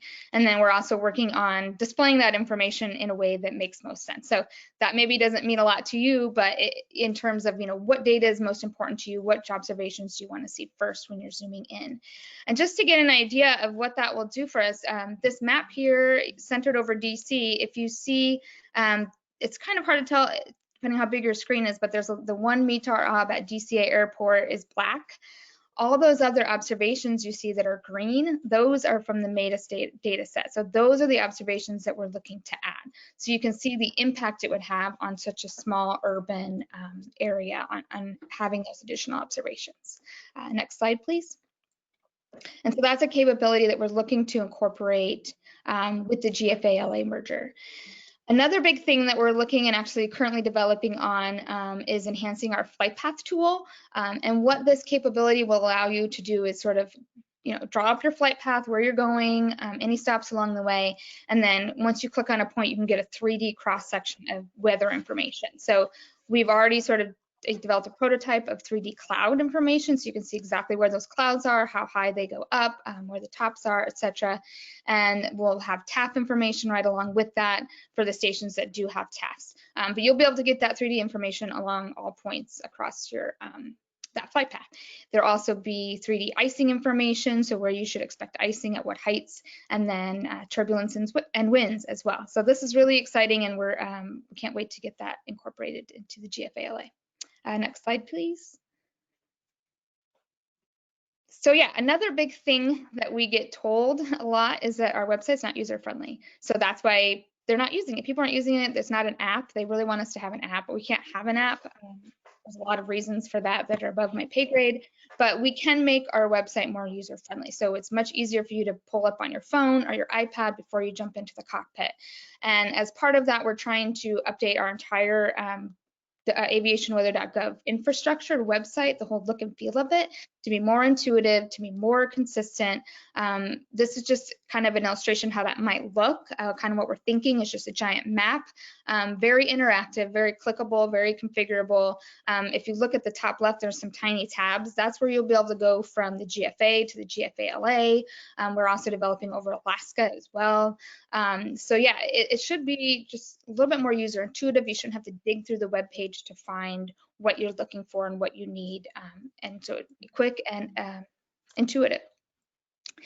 So I think, is there another slide after this one? Yeah, one more slide. Well, 2 more slides. Okay, So, yeah, so I'll turn it back over to Rex. If you've never seen the HEMS tool, maybe you've never used it, maybe you've used it and there's some other things in there that you have not seen or found.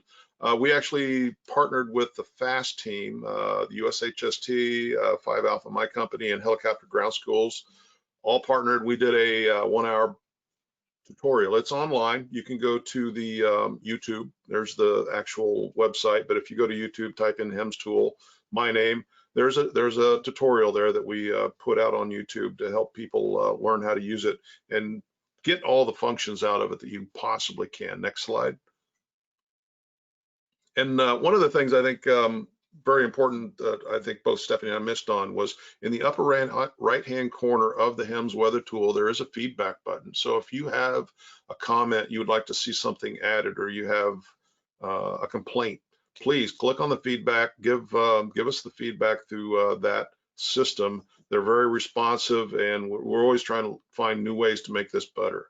So the infrastructure working group, we've had 6 summits so far, the first being that weather summit.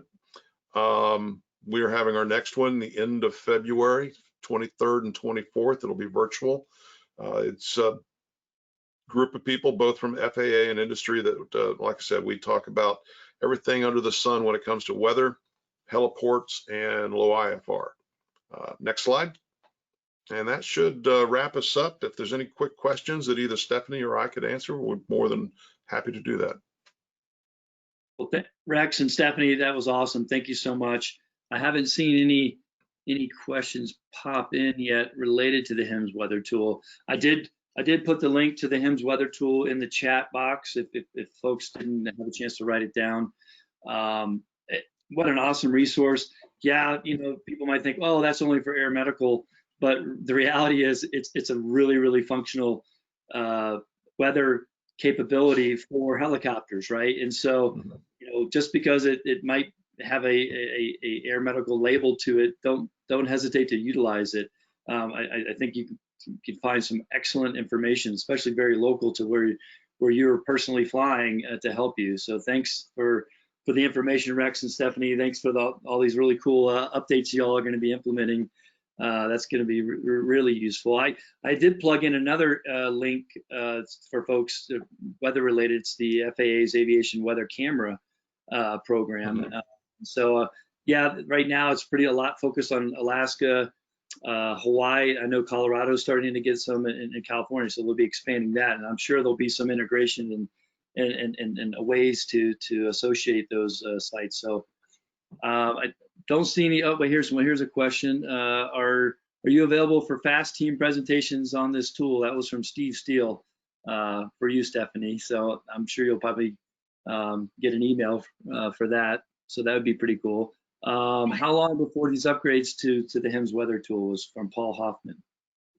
So our GFA LA, we're hoping to have it in experimental form in about a year from now. So early spring 2022. And actually, this will give me a chance to plug. So we are going to be doing a full assessment of the GFA LA interface with Audi once again. And we would absolutely love any and all users to participate. And it'll be virtual, so you won't have to go anywhere, be anywhere, and we'll make it easy for you to participate. So I will have, if you want to email me directly or Rex or whoever, to get that information, we would absolutely love that, because that's probably our biggest hurdle, is when we do have new capabilities coming up and we try and get feedback from it, we don't get a big enough audience for that. So I always bug Rex, I'm like, can you reach out to your communities and get some people to help us with that? So we would absolutely love that. Well, you might just get that wish answered, with that more folks being able to access and use it. So I look forward to that feedback as well. I think that's it. Some great comments. Thank you to you both for doing this. Email addresses for Rex and Stephanie. Rex, if you want to throw it up in the chat, or Stephanie, Sure. just their email addresses in the chat, and that way folks can get those as well. Okay. Thanks again, both of you. I really appreciate that. Great job. Thanks, Chris. Greatly appreciate it. Yeah. So next up, Chris, let's go ahead and load that next polling question. And just for everybody attending, we are running probably about 15 minutes behind. So I encourage you to stay on past the top of the hour if possible, so we can finish all these great presentations. But right now, polling question for you all: do you use a definitive go no further point when inclement weather is encountered? And so you can answer that right now.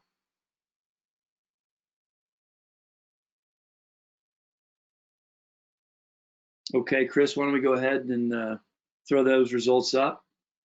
So 76% of you all say always, so that's great news. Sometimes it's 21% and 2% never. So up next, we've got a great presentation related to go no further. It's called the Enroute Decision Point, another air medical tool that came out of the air medical community.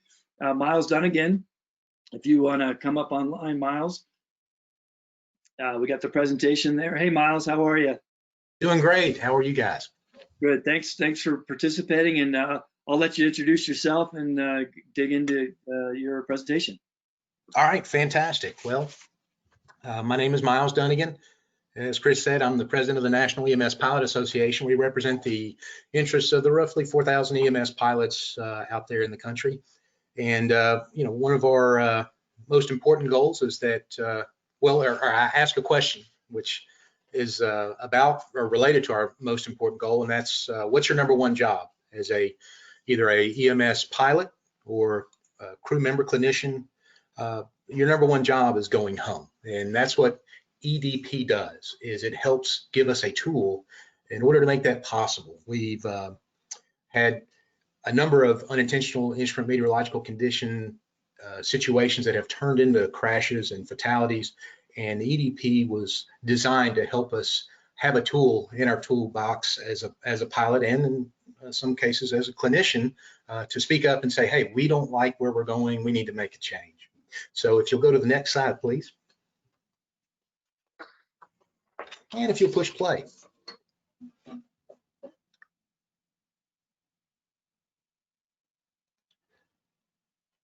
So taking a look at this is obviously it's a little pixelated or playing a little slowly on my screen, but it is a video of a aircraft going into some clouds, and that begs the question.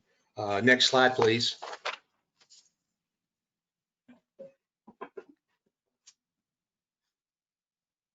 Be honest. Have you been there?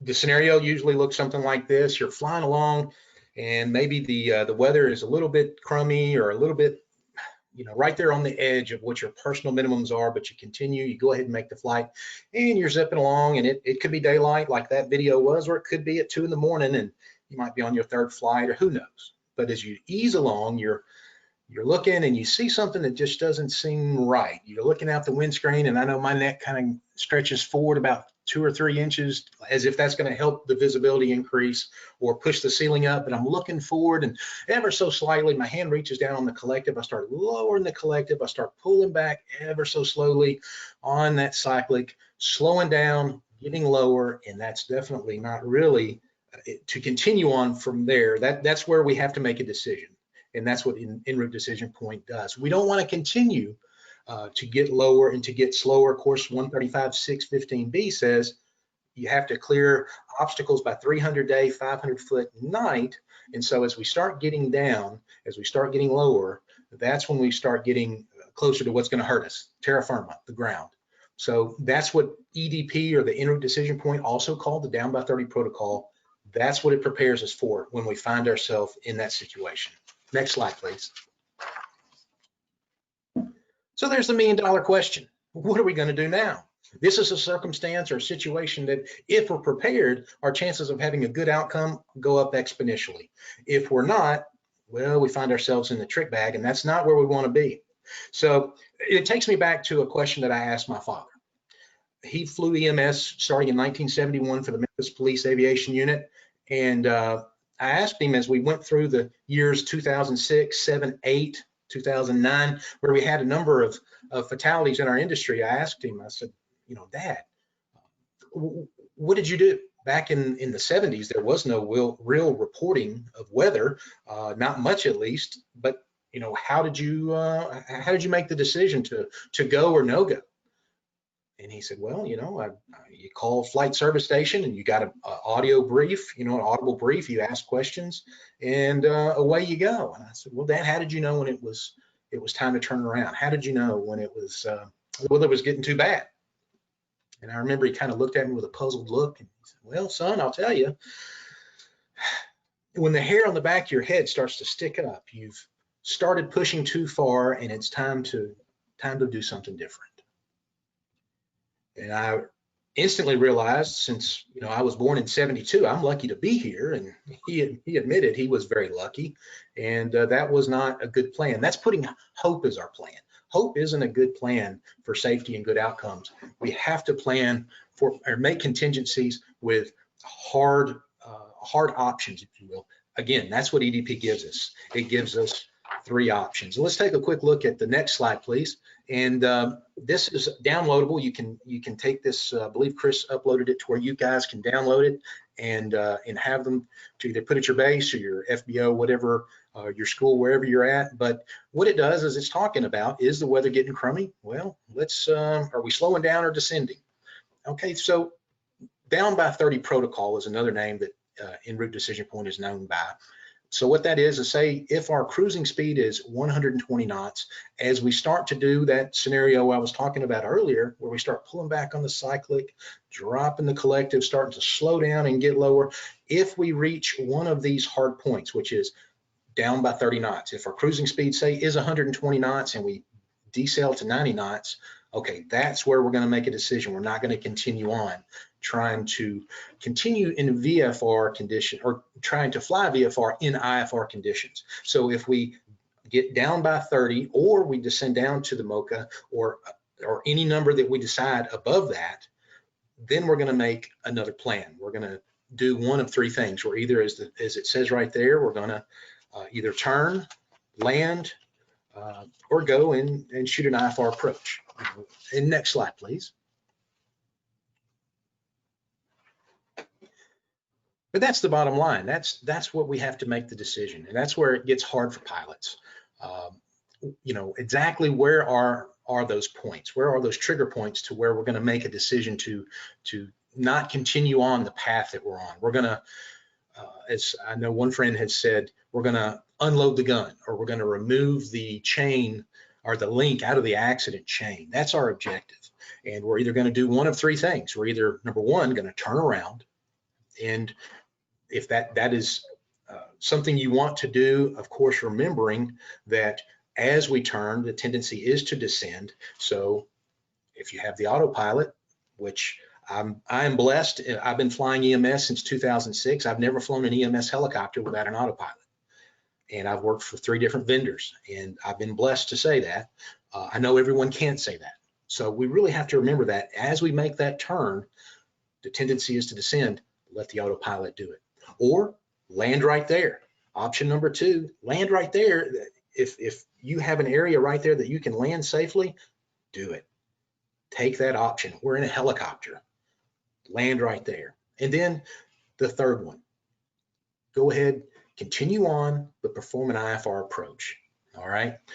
It's an emergency. I understand that. Declare an emergency. Climb, call, and confess, as we say, but go have a good outcome. Go shoot that LPV or ILS approach and walk away from it. It's okay, but it gives us 3 options. Now, next slide, please. Again, the Enroute decision point came out. Oh, can we go back one? We went too far. There we go. Enroute decision point came out of the terrible years of 2008, 2009, when we lost 28 people in our industry. The National EMS Pilot Association, with help from the NTSB, the FAA, and other alphabet soup groups, came together and devised what's called the No Pressure Initiative. And Enroute decision point is a part of that No Pressure Initiative. So what has changed in the over a decade now since the Enroute decision point was released or brought to bear? Well, I put 3 points here, but there are many more, but these are, for me, in my experience, anecdotally, these are the 3 things that really changed the way that we do business and the way that EDP has improved and given us better chances of good outcomes. Number 1 is AMRAM training. That's Air Medical Resource Management, or in other sides of the industry, CRM, Crew Resource Management. And what it does is it creates an environment where people can talk. People feel comfortable speaking up. I don't like this. It's, you know, exactly how high are we? I think we've descended down, you know, we're getting, it seems like we're getting pretty low. That, when I came into the industry in 2006, I was just coming in sort of on the tail end of the crew members are self-loading baggage. I remember I had one fella who'd been flying EMS for a long time shared that with me. He said, you know what, you just go do your thing and don't worry about them. And, you know, if you need something, you can ask them a question, but otherwise, you know, that's all they're there for. Well, that's not the way it is now. And thank goodness it had started changing by that point, and that person has gone on and retired. But the bottom line is AMRAM gives us the opportunity to have an environment where people can speak up, trust but verify, a questioning attitude. These are all things that are good and are acceptable in the industry, and which also make EDP, you know, more functional, if you will. Number 2, I would say the use of the autopilot. Autopilot is giving us another tool in the event that we find ourselves in that task-saturated moment where the weather's getting crummy, we need to make a decision, we can't continue like we are, we either need to turn, or we need to land right there, or we need to go back and shoot that ILS or LPV approach. And having that option and having that autopilot really has, I believe, helped us have good outcomes. With, you know, I heard of one vendor a couple of weeks ago having 4 inadvertent IMC events in a week. That's remarkable, but they all had good outcomes. We didn't have to read about it in the newspaper. I would love to know what worked and what didn't work, if that is, you know, truly the case. You know, what worked, what didn't work, and how can we continue to have those good outcomes? That's the number 1 goal. And then, but there is one thing about the autopilot.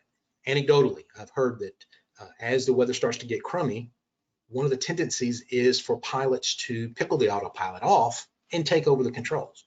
Well, that's the last thing we want to do. We want to let George, or the autopilot, continue to fly, and then let's tell him what to do, make those nice level turns, keeping the wings level or blades level, and turning us back 180 degrees if that's our choice, to turn around and go back to where the weather is good, or go and shoot that instrument approach, whichever path we decide. But with that being a problem of pilots pickling the autopilot, I believe the number 3 point here that I wanted to make has helped a great deal with that, and that's the increase in the UIMC training. Now, personally, the helicopter company that I fly for, I find myself in a simulator 4 times a year. I'm in there with an instructor, and I use our double IMC checklist, which my clinicians have, and we go over it, and it has become almost rote memory. We, you know, it goes back to the we fight like we train, or we train like we fight, and so on and so forth. Well, this is a great example of that. And it's also an expectation, at least once a hitch, to go out and shoot an LPV approach and let that either fly it by hand or let the autopilot do it. I think that has greatly improved our safety margin.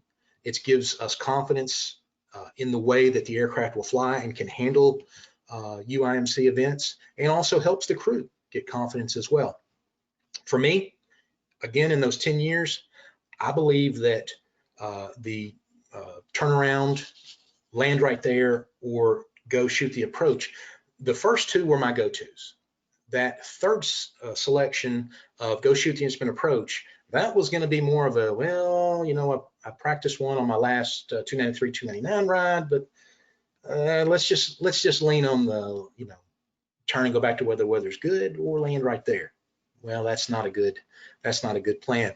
For me, that going and shooting, declaring the emergency, go ahead, call, climb and confess, going and shooting that instrument approach. I have a great deal more confidence doing that now than I did 8-10 years ago because of the training and the practicing, that we do either 4 times a year in the simulator or in the aircraft with my crews, the practicing of those. So that has really helped us out a great deal. Although there is no silver bullet, EDP or the Enroute decision point has, if you use it and use it properly, if you train up to it and you explain it to your crews and let them know that they can speak up, it can help give us good outcomes. It's through a protective or a predictive approach that we've been able to come up with the Enroute decision point, and knowing that the more, as we get task saturated, the pilot can, put the blinders on and, hey, that crew member speaking up saying, hey, your airspeed's getting a little bit low there. It's helped me. It saved my bacon. The fact that all the crews that I've ever flown with have always felt like they could speak up and ask a question. But EDP hopefully will give us another tool in our tool bag to help us achieve that #1 goal, which is everyone goes home. And if you are interested, we've got the cool wristbands, we've got helmet stickers with everyone goes home. Shoot me a text. There you go, last slide there. Shoot me a email if you'd like, and we'll send those to you free of charge. But make that your #1 goal. Everybody goes home. Thank you. Awesome, Miles. Thank you very, very much for that. Again, another awesome resource, something that drives home to a lot of people. And I know you had a video that you wanted to show. I think I got the right one. I posted it in the chat to take folks to see and watch that video. And I think you play a starring role in that. And yes, indeed. It was a lot of fun to make. It was a little sad, but because it was based on some good friends of ours that were remarkable folks. But it goes back to, if we can learn something from every event that happens out there and continue on that predictive approach, someone's life, we'll never know how many flights have been successfully completed. We'll never know that number, but we have to be vigilant. We have to continue. But thanks for this opportunity, Chris. I really appreciate it. Yeah, no, thank you. We have one question come in, and I don't know if you'll be able to answer it, but we'll certainly seek out an answer. How many simulators are there in the U.S. and where? I personally don't know that answer. That's a great question. I have no idea. I have no idea. But who would know? Terry Palmer would probably have a good idea. I don't know if she happens to be on tonight or today, but I bet she knows, if anyone knows. Would be able to give us a ballpark. That's who I was going to reach out to. And that question came in from Beatrice Cameron. So thank you for that. I just don't know the exact number, but we'll send us your email address, Beatrice. We'll try to get an answer to you. One of the tools that you said about doing the IFR approach, there's probably a lot of folks on here that don't have an IFR capability per se, meaning the aircraft is not certified. What recommendations do you have for those folks? Well, you lean more on that #1 and #2 option. Obviously, if the capability to shoot an instrument approach, it does not, is not in your tool bag, then we just can't do it. But also, if I'm flying a Bell 412 and I'm cruising along at 125 knots, and I'm go down by 30 to 95 knots, that's one thing. But if I'm flying a Hughes 269A model and I'm cruising along at about 70 knots and I drop down to by 30 knots, well, that's not going to work too, because then we're starting to get real unstable.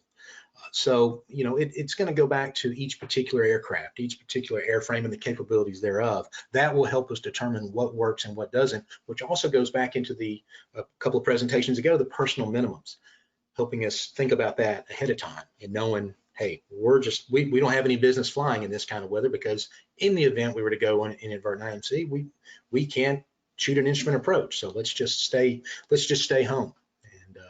Be down here wishing we were up there rather than up there wishing we were down here. Yeah.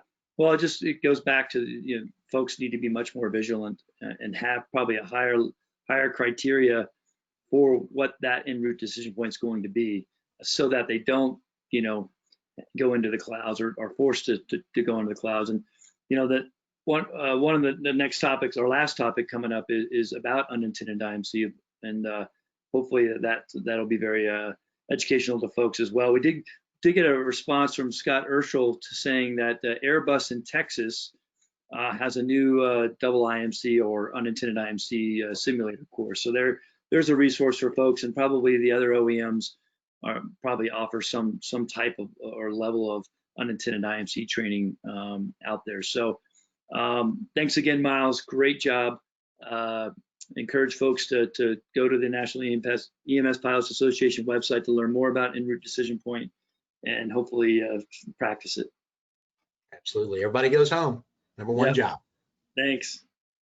All right, let's load that last polling question, Chris. For everybody, we are at the top of the hour, past the top of the hour. We hope that you can stay on. We apologize for going long, but of course, these are such important topics. We have one more from Scott Terrell. If you can answer the question, have you ever experienced an unintended IMC or inadvertent IMC event? Yes or no? Go ahead and throw that up there. So 60%, that's huge, that have experienced it. And so clearly it can happen, right? And so our next presenter, Scott Terrell, is going to talk about unintended IMC and perhaps how to avoid it better, or in fact, if we get in there, what you can do. So Scott, I'll turn it over to you. Well, thank you, Chris, and thanks everyone for bearing with us and sticking with the agenda all the way through this last presentation. It's certainly an honor to be able to present to you today on this important topic. I am Scott Terrell, and I've been with the FAA since 2007. I do safety and accident investigation primarily for helicopters, and I'm assigned in the aircraft certification service. Next slide. Yes, this briefing is rated R for real and relevant. We're going to give you some factual information that will hopefully help you, go forward with this important subject of unintended IMC. We're going to be talking a little bit about the statistics once again. We're going to briefly touch on 178 seconds to live, and then also go over 2 helicopter fatal accident studies, and then really look at some high-level stuff that's already been covered before in the previous presentations, and then some final thoughts. Ultimately, we're going to be stressing, excuse me, avoidance. There's a lot of conflict between what's unintended IMC versus what's inadvertent IMC, and the answer is it's the same. Ultimately, we went to the ICAO definition, and you can see the usage notes so that we're able to accurately identify unintended flight into IMC, and then compare those statistics throughout the world as well. I will caution everyone on the 4th bullet. It says only to be used if the pilot is not qualified to fly in IMC or aircraft is not equipped to fly in IMC. The U.S. Helicopter Safety Team is petitioning ICAO to change that. The General Aviation Joint Steering Committee, the fixed wing partner of the U.S. Helicopter Safety Team, also agrees with that, because we do have IFR rated pilots in IFR equipped aircraft that do get into unintended flight in IMC, and ultimately it's an unplanned event. All right, next slide. So Lee Roscott previously showed this slide. 2009 to 2018, unintended IMC was the number 3 occurrence code, and that's a priority occurrence code.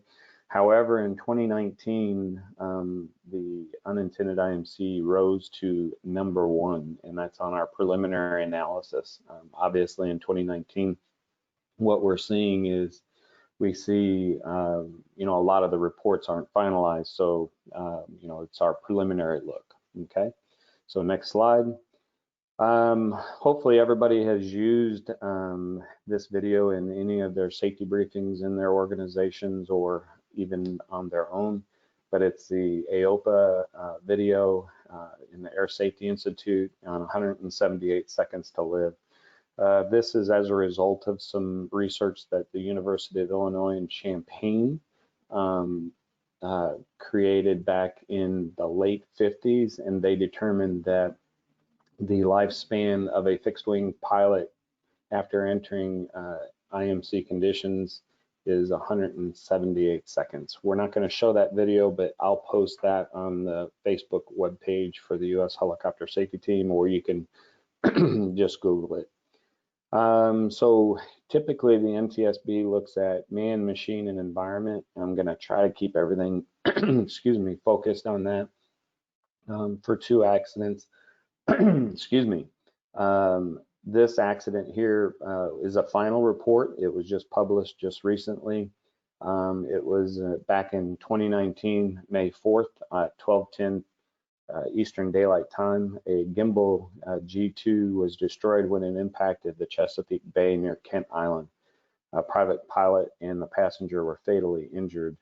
It was a Part 91 flight, and IMC conditions prevailed for the entire route in that entire area. Next slide. Just, excuse me, just for familiarization, the pilot was VFR rated. He had no inadvertent IMC, roughly, you know, he'd just gotten his license and had a few more hours than that. But it's definitely a VFR aircraft. It was on a VFR flight plan, and as I mentioned before, the IMC conditions. Ultimately, 84% of fatal pilots had higher rating than a private. So everybody thinks that an additional rating is going to help out, whether it be an instrument rating, a commercial rating, a CFI, CFII, and that's not necessarily the truth. And next slide. As I mentioned, he did have a private pilot's license for Rotorcraft helicopter. It was just recently issued, and he also had a second-class medical that was issued in 2017. He had 103 hours of total flight time, and all of which were in the G2 as well. And he did not hold an instrument rating nor have any instrument flight time or simulated instrument flight time. The NTSB report did not go into if there was any hood, but obviously when you look at the syllabus or the flight time requirements for that, it's minimal. All right, next slide. This was a special flight rules area that the pilot was getting a weather briefing for. He actually did call Flight Service Station, and the briefer stated that he would not be able to recommend VFR because the area was IMC all the way up until 5 or 8 p.m. that day. And if you remember, the accident happened roughly around 12 o'clock. Next slide. So the closest station was about 8 miles to the northeast of the accident site. This is where they got the weather approximately at the time of the accident. And 3 miles visibility, mist overcast, clouds at 400 feet, temperature is 18 Celsius and dew point 18 Celsius. Anybody want to fly in that weather? Kind of scary. Next slide shows the flight school aircraft use agreement, and these are establishing weather minimums. And obviously this is for the school side of the house. So this pilot had requested that he lease the aircraft from the company. And so you kind of look at, if you were to address this pilot's flight, where would it be? And essentially he's not solo, but he is kind of cross country. He's outside of the local pattern, if you will. So one would assume that you would go with a 3,000 ceiling, 6 miles of visibility, and 15 knots of wind. Ultimately, I don't believe any of those criteria was available to this pilot at the time.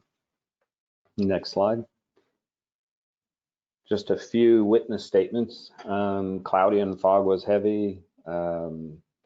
Another witness reported that the aircraft was flying low to the water in the dense fog before the accident occurred.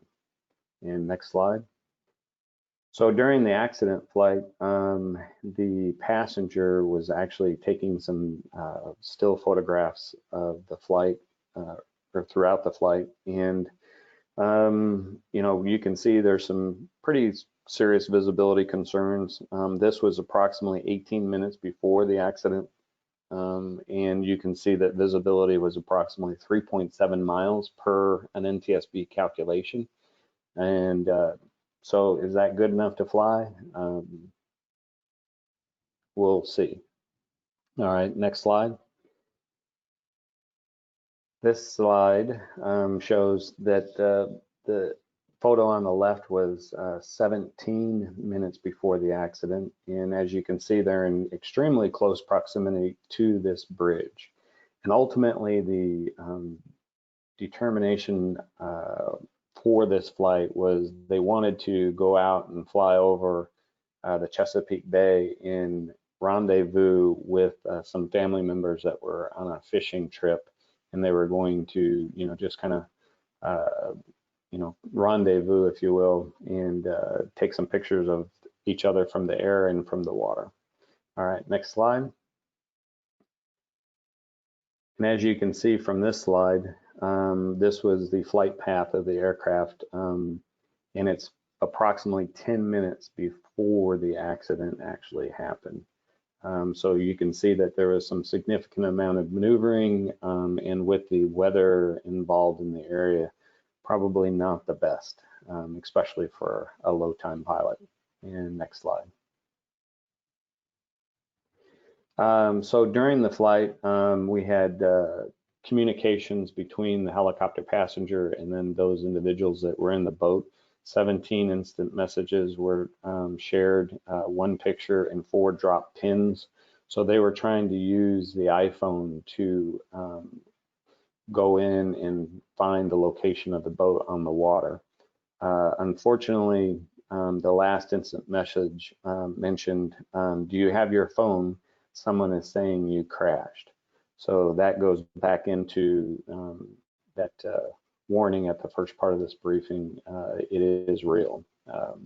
And so your final mistake may be the last one for you and your passengers. So what's interesting is through the U.S. helicopter safety team, we decided to go into a IMC or unintended IMC study.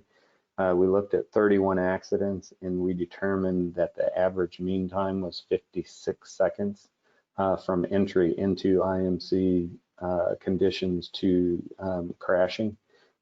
This accident, next slide, was 27 seconds. The NTSB determined the probable cause of the accident to be the non-instrument rated pilot's continued flight into visual instrument meteorological conditions, which resulted in an inadvertent descent into the water. Next slide. So the 178 seconds is actually 2 minutes and 58 seconds. So it doesn't happen, you know, like you would think in a slow motion type thing, but certainly, you know, when we look at these accidents, it is serious business. Next slide. So this next accident that I'm going to cover is actually still in preliminary status, but if you've been following this accident, there's a tremendous amount of information available already in the docket and in the preliminary report. There is a board meeting for this accident that will be held virtually on 9 February 2021. So in just a couple of weeks. So everybody understands that this was the Part 135 accident with 8 fatalities. The weather departing Van Nuys was 14 miles, or excuse me, the weather was 1,100 feet overcast and 2.5 miles visibility. Once again, it was operated under Part 135 and going from John Wayne International to Camarillo Airport. Next slide. The aircraft was IFR rated, the pilot was IFR rated, the program was a VFR program. This pilot had just received some recency training for Inadvertent IMC, and there were IMC conditions along the route of path. What's very interesting to me when we talk about, well, you know, it only happens in personal private. Over 77% of the failed pilots in our accident study with 31 fatal accidents were involved in commercial operations.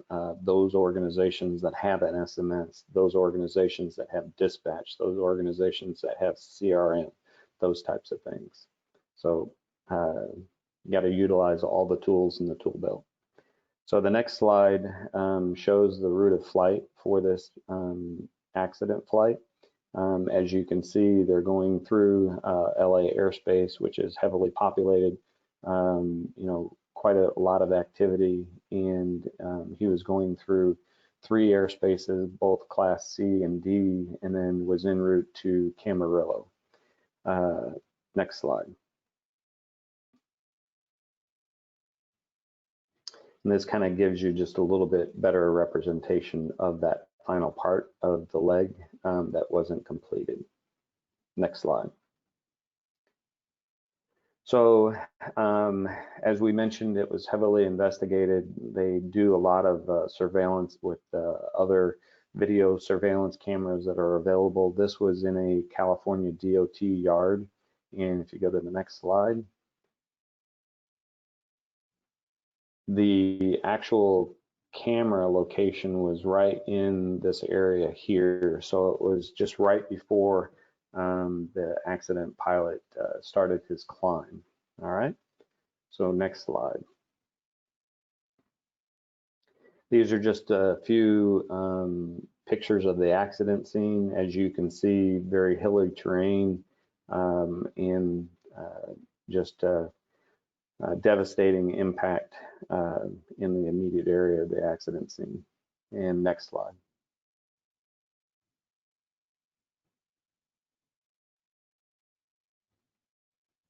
Next slide shows the debris, some major components, and just the devastation on the impact.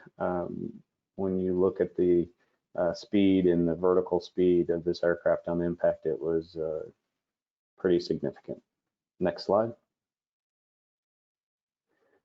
Just some images taken post-accident. On the left, you can see the post-crash fire, and on the right, you can see another surveillance camera with the actual smoke plume going up as well. Okay. So, you know, we talked about the HIMSS weather tool a little bit earlier. We also talked about weather cameras on the FAA site.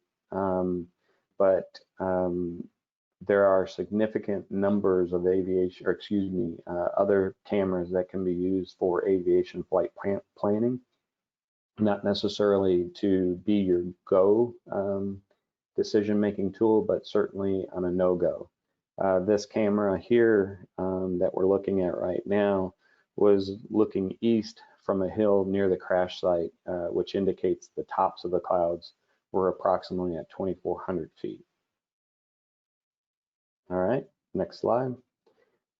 So this next slide depicts several locations of some alert wildfire cameras, which were part of the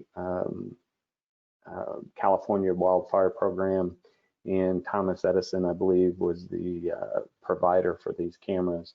And the next slides will actually kind of show pictures of the top slide, or excuse me, the top location. And then, hey, Chris, can you go back one slide real quick? So we're going to start off with Sage Peak here on the top, and then we're going to rotate around in a clockwise position. All right, next slide. Thank you very much. And thanks for the John Madden telestrating. As you can see, these slides, or excuse me, these photos were taken shortly around the time of the accident, and you know, weather was marginal at best, and as the NTSB pretty much stated, it's IMC conditions. Next slide. And next slide.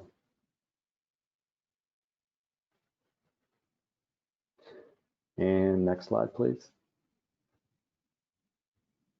And next slide. This is the partial transcript of the accident flight. If you just kind of look at it real quickly, at 17:44:34, the pilot states that he's going to go ahead and climb above the layers. Air traffic control asks the pilot to ident, and the pilot complies, and then he restates that he's climbing to 4,000, and at that point in the time, the accident pilot was actually in either a left turn or a descending left turn. So the pilot was unaware of his aircraft attitude and situation. Next slide. This is some pictures of the accident aircraft, just to kind of give you some visuals of aircraft as a fully IFR capable aircraft. Pilot was rated, but it's that whole unintended flight into IMC conditions. You know, it was mentioned earlier about the autopilot or George. You know, certainly that could have changed the outcome of this accident flight. Next slide. Just some information available to us through the accident, obviously through ADSB, Flight Radar 24. This was available the evening of the accident, and you can kind of just look through that slide with the blue being altitude, vertical speed in green, and then red is the ground speed. It had a significant vertical speed at over 4,000 feet per minute. Next slide.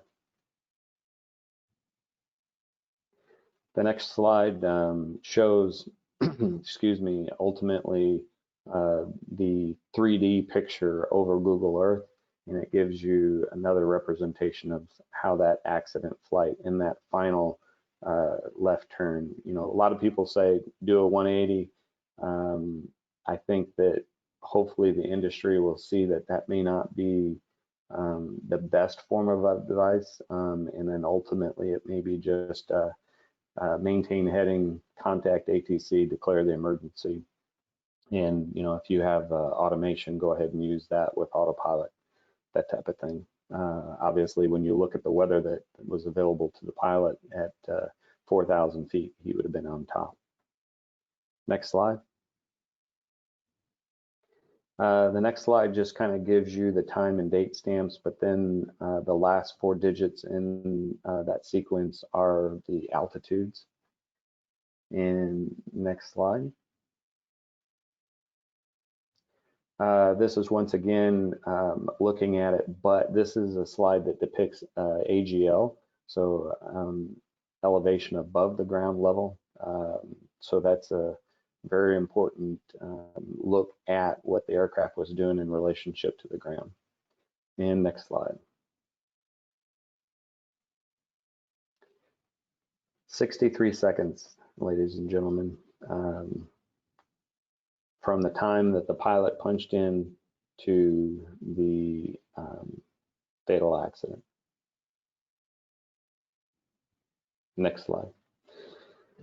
So just saying, no battle plan survives the first contact with the enemy, or if you want to go with Mike Tyson, everybody has a plan until they get punched in the mouth. I kind of like the latter one better, because when that reality is in your face and, you know, you end up becoming aware that you probably not in a good position, what is your reaction going to do? What is it going to be? Excuse me. So next slide, what is your plan? What's interesting, and I think the helicopter industry is starting to get a little bit more understanding in some higher fidelity on this event.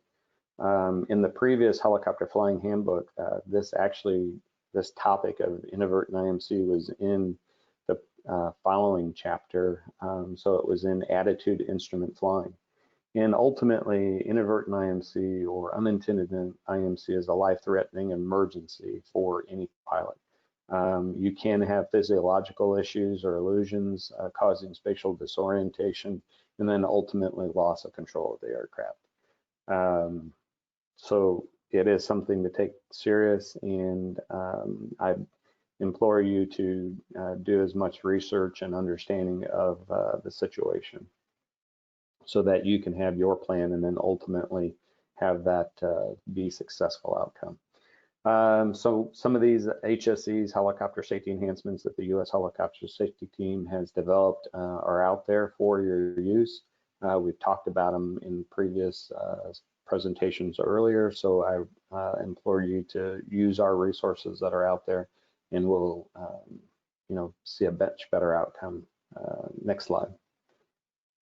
So at Heli Expo going forward, we're looking at possibly doing some work with a FTD, as you can see on the left-hand side of the screen. But most importantly, we're going to be putting a lot of emphasis on HSC 123, which is simulations for safe decision making.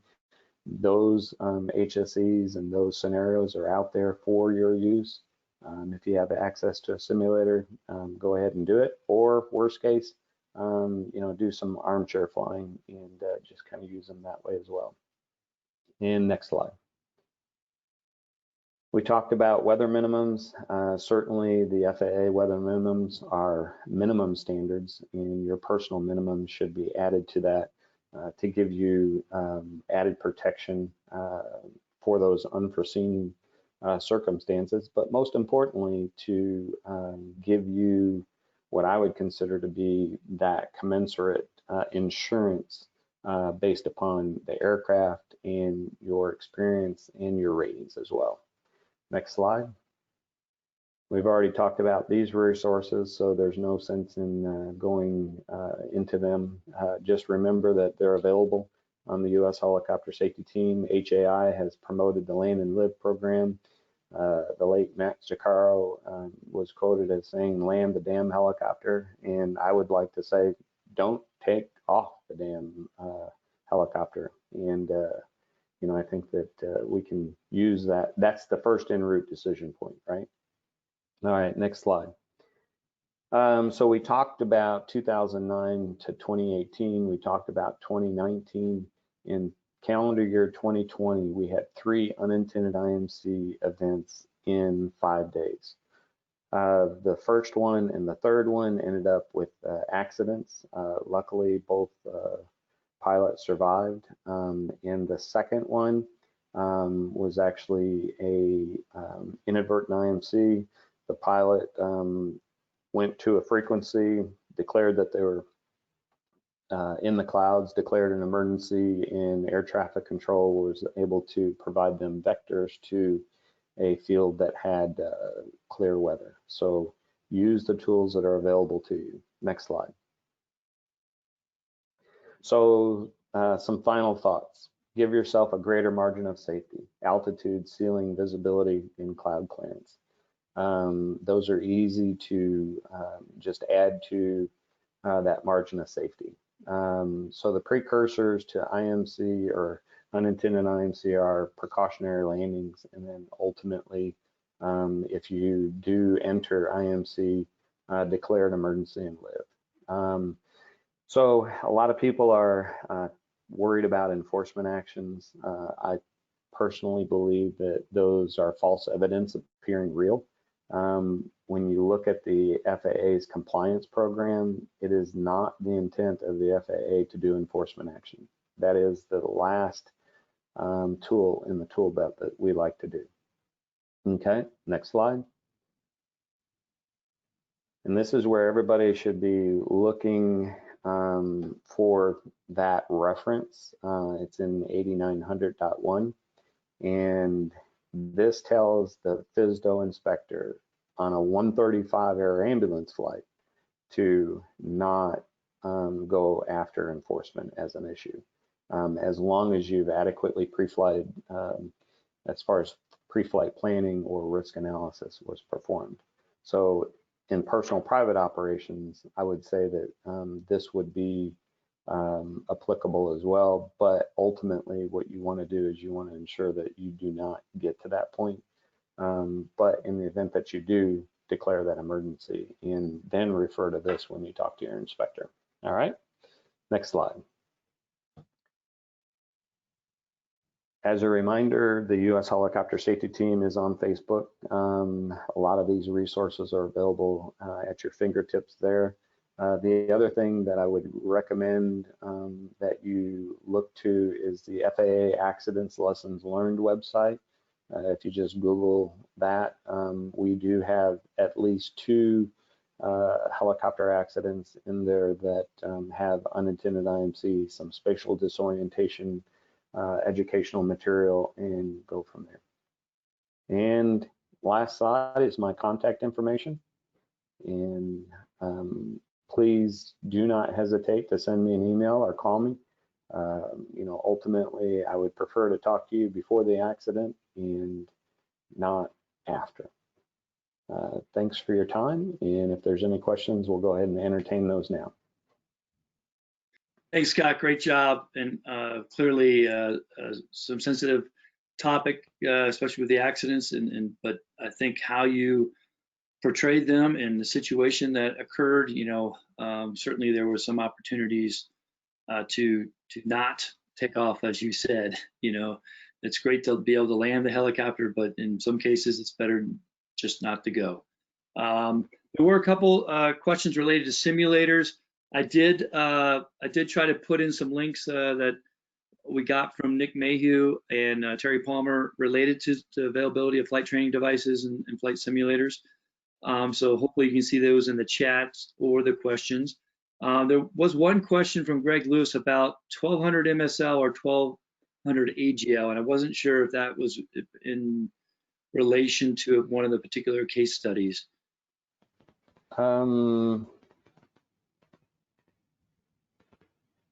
I don't know what slide that would have referenced, but I can look at it. Okay.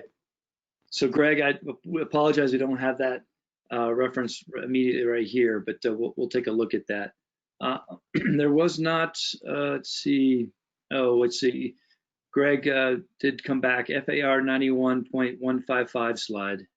Yeah, it does say MSL. MSL, Greg. Okay. And I'll double check that for you. Got it. I don't, let's see. Yeah, there it is. I think one of the last lists from Frank Lombardi, I think one of the last slides referenced the regulation along with the half-mile visibility. So I think it's, again, related to that FAR. All right. Well, we are well past our anticipated spot. I'm going to quickly roll to the next slide. Scott, thank you again. Appreciate that. My pleasure. Thanks, everyone.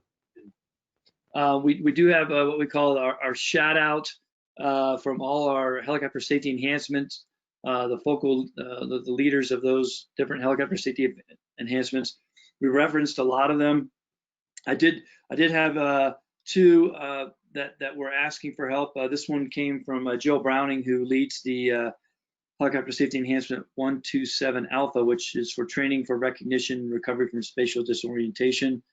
I did post her email address in the chat. She's hoping that folks, and real quickly, I don't know if Chris Lowenstein is on, so sorry, Chris, if you're on and I'm speaking over you, but nonetheless, they're posting a white paper on the USHST website related to spatial disorientation, and the help that they're going to be looking for is transferring or transitioning what's in that white paper into social media training deliverables, things like that. So if that's something you might be interested in, I encourage you to reach out to Jill. Again, her email address is in the chat section. And then another request came in from Sasha Joyce. She helps lead the Helicopter Safety Enhancement 116, which is about improved make and model transition training. She's just hoping that folks can help participate in that. So her email address is also listed there as well. So I encourage anyone and everyone that's still online. I encourage you all to seek out and help where you can. By all means, the folks that volunteer currently aren't the only great resources out there. You all are, and I know that you all can provide valuable input.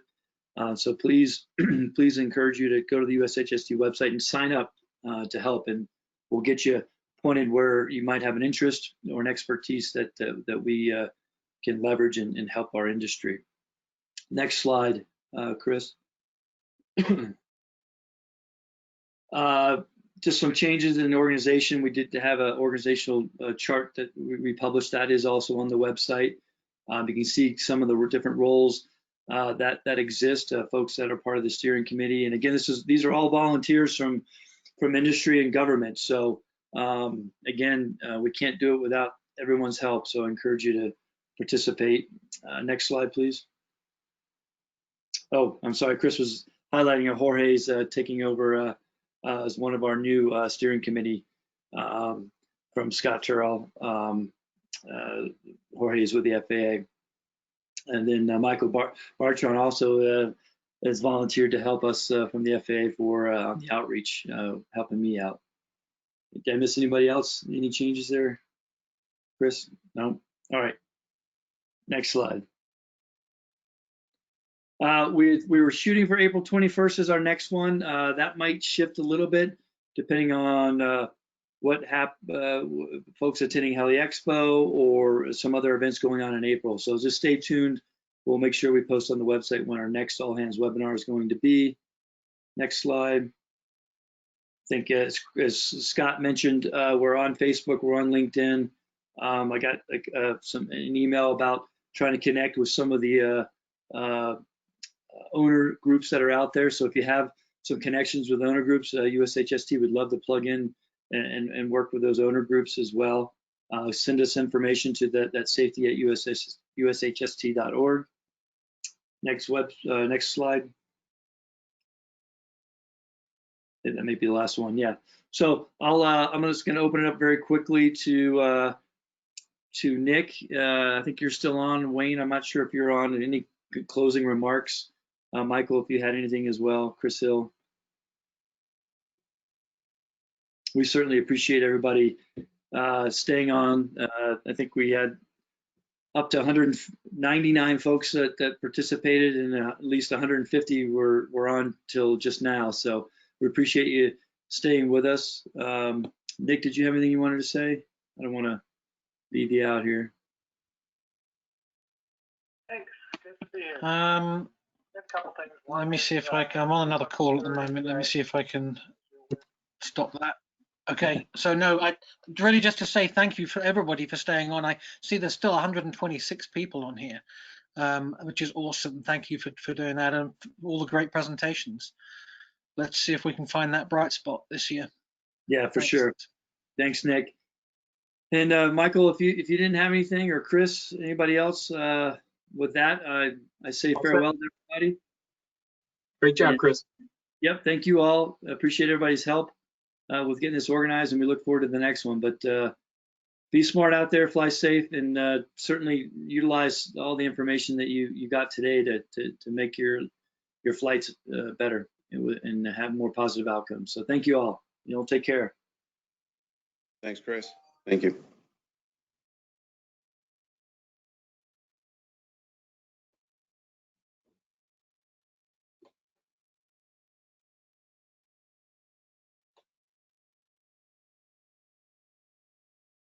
Chris, I don't know if you want to stop recording. Yeah, we'll go ahead and stop recording now. Thanks. Great job, Chris. As always, that's definitely the best one ever. So nice work. Yeah, that was awesome. We had almost 200 folks. Yep. All right, I'm going to go ahead and end the slideshow, and we can follow up a little later if you like. Take care. Cool. Thanks.